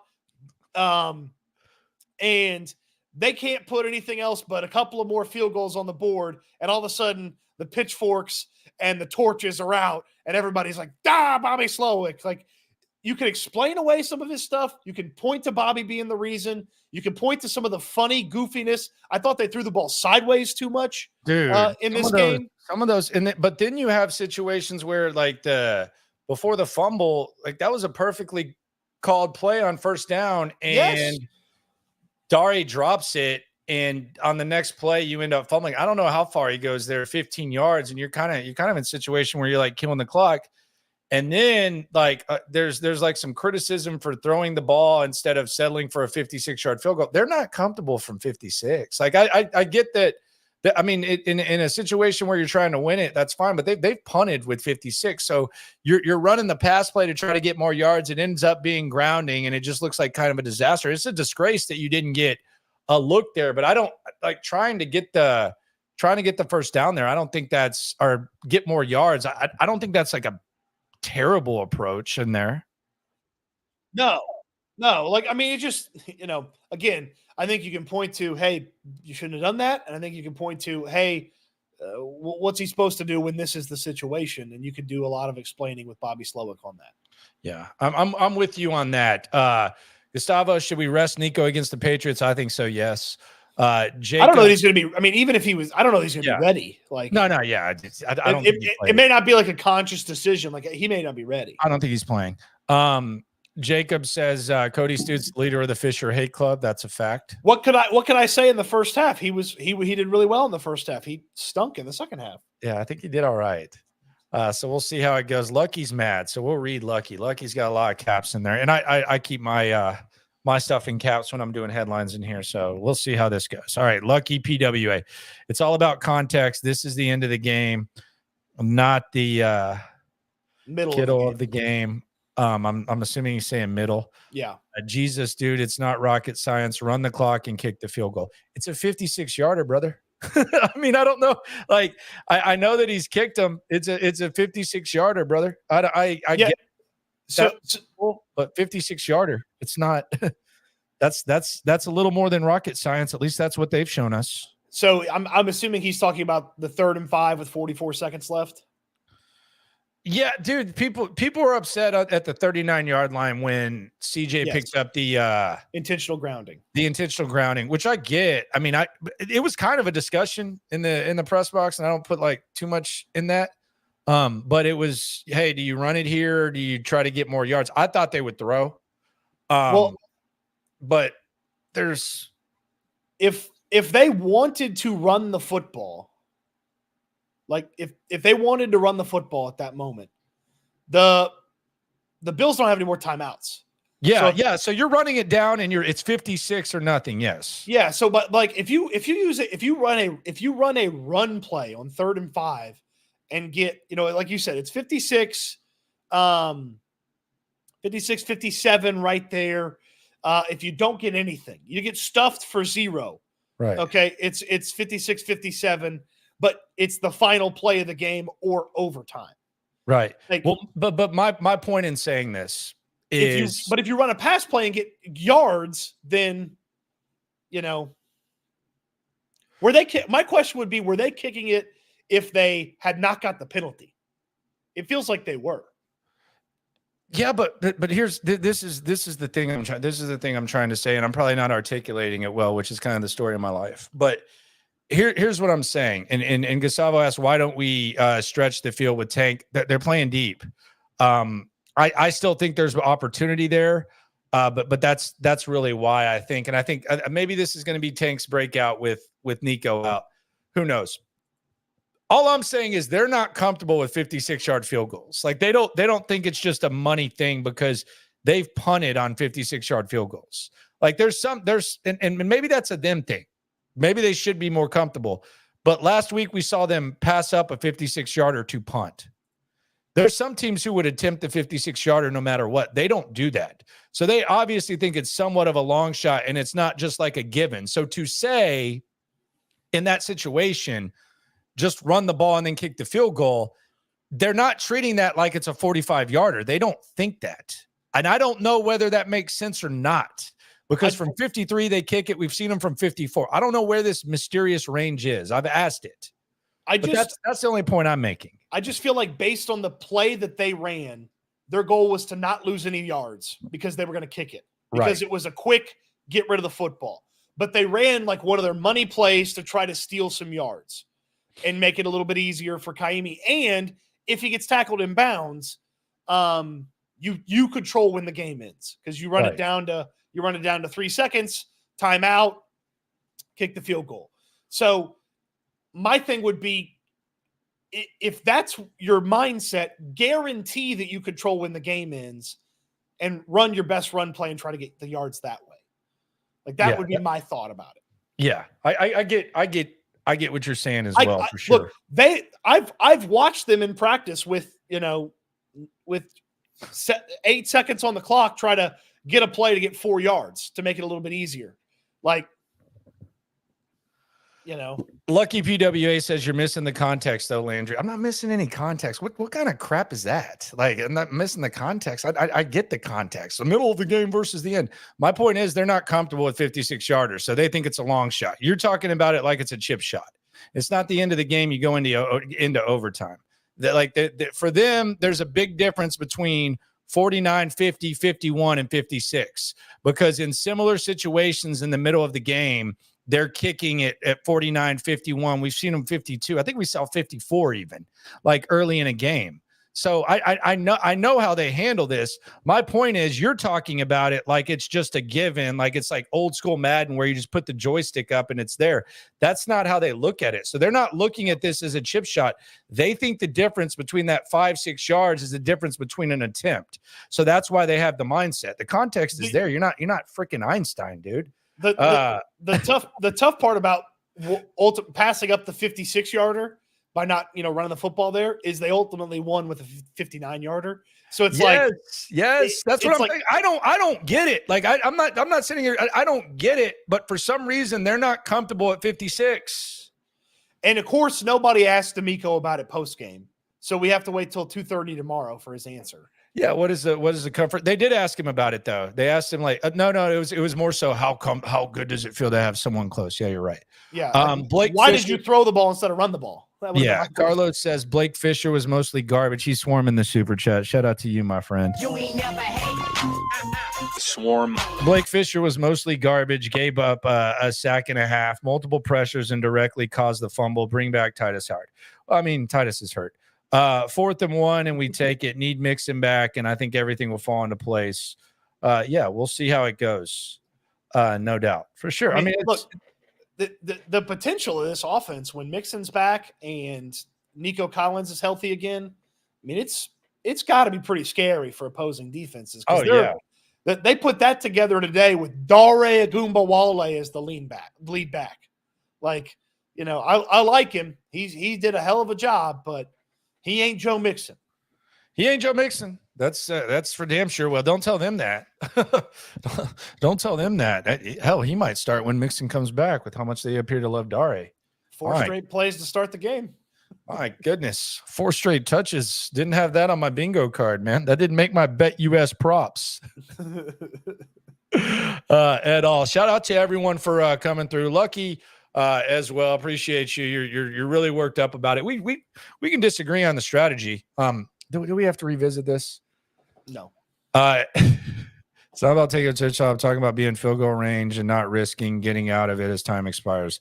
Not in the middle of the game, dude. It shouldn't have been a grounding call. I think you're just kind of arguing with yourself at this point. I don't think they're as comfortable from 56 as you are. I think the goal is to win the game. I think they think 56-yard field goals aren't bunnies. And that's what they were trying to do.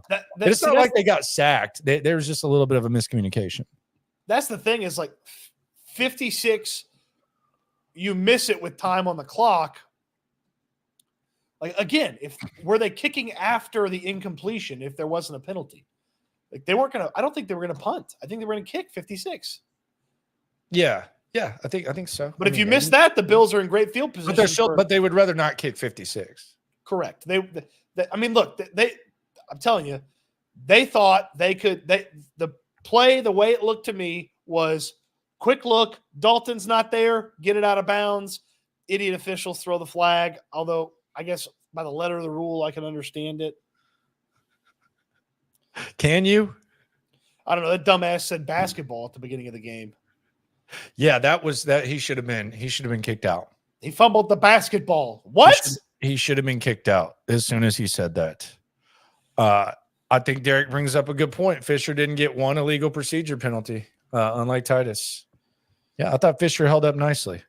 I thought he did well. Who were the offensive line penalties today? Mason and Green? Tunsil got ineligible downfield. Tunsil did? Pretty sure he did. I thought he got ineligible downfield, didn't he? It got declined though, right? It was Kenyon that got that. Kenyon and Shaq. Okay, it was Kenyon. Yeah. So there you go. Kenyon and Shaq back to back, but it got declined. Can't say that again.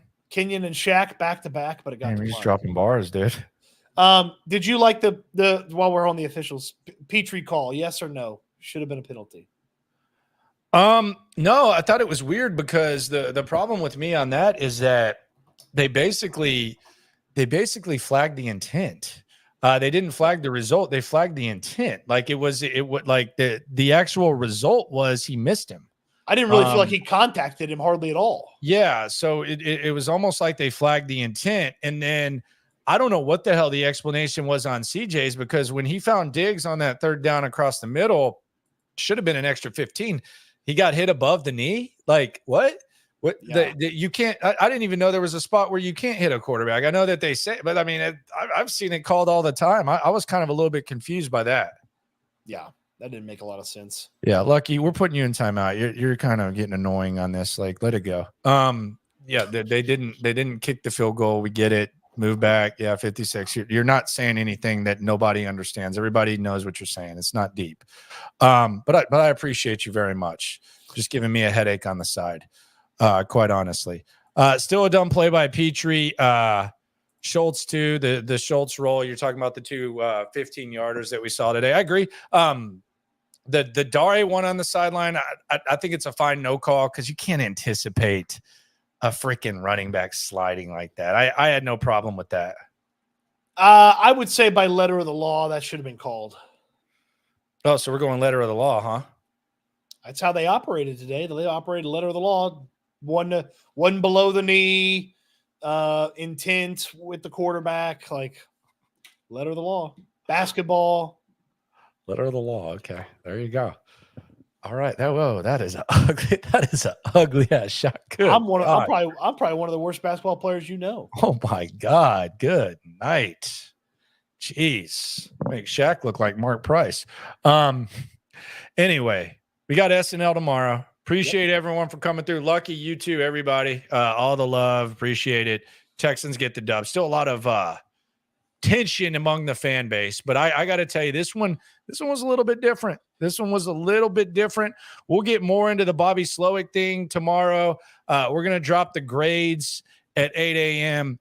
We'll also look ahead. Reaction Monday tomorrow on SNL. That's going to be at 8 a.m. and then 9 a.m. Tuesday through Thursday, and then the final injury report at 4. Texans heading to New England. We still got a lot to talk about, though, with this Buffalo game. Stooge, appreciate you for dropping by. People, appreciate y'all for dropping by very much. Don't miss Bluesky here at the end. Don't miss Bluesky. Shout out to Bluesky swarming that super chat. I guess it's Blue Sky. Swarm. Say it again. VW Blue Sky, maybe? Blue Sky. Bluesky. It doesn't matter. It's all a thing. Yeah, don't ignore in victory what you wouldn't ignore in defeat. I agree, Derek. Texans 5-1 after next week with the Patriots. What y'all's call? Yeah, I think they should be. But we'll see what that is. Can I dunk? I used to be able to. I haven't even tried to dunk in a long time. I was actually drop stepping 6 years ago before I stopped hooping. I kind of had a little bit of a swell up. I'm not one of these guys that's going to be. I'm not rehabbing a torn ACL in my 30s or 40s. As soon as it gets bumped and it gets swollen and you have to go get it checked, if it's good, I'm done. So, but yes, I can dunk. Could. I'm not trying now. Yeah, that is a disaster. You got Zildrudas Ilgauskas feet, man. Shout out to Big Z. Also got his craftiness too. Appreciate y'all for coming through. Be sure to subscribe. Be sure to like. Be sure to ride along. Be sure to always remember when it comes to this Texan stuff, we're all in it together. Cody, hit him with the trademark. Oh, eat good, sleep good, be good. We'll talk Texans again soon. All right. 8 a.m. As 8 a matter a.m. of fact, play like Matt Maloney. Dude, I'm 6'6", brother. 12, 6'6", brother. 13 hours from now. Let's go. Yeah. Let's see. Appreciate y'all for coming through. This has been the Locker Room post-game show. Appreciate everyone for rolling through. 4-1, baby. 4-1. And still plenty of improvements left to be had. Talk to y'all tomorrow. Always remember when it comes to this Texan stuff, we're all in it together. Thanks for coming through. We the source, we the post to the city too. Landlocked, got the game in the headlock. Localized every time, can't stop, won't stop. Yeah, we top 2 and we not 2. Plugged in daily digital on YouTube. We got taste for days. Opinions to get.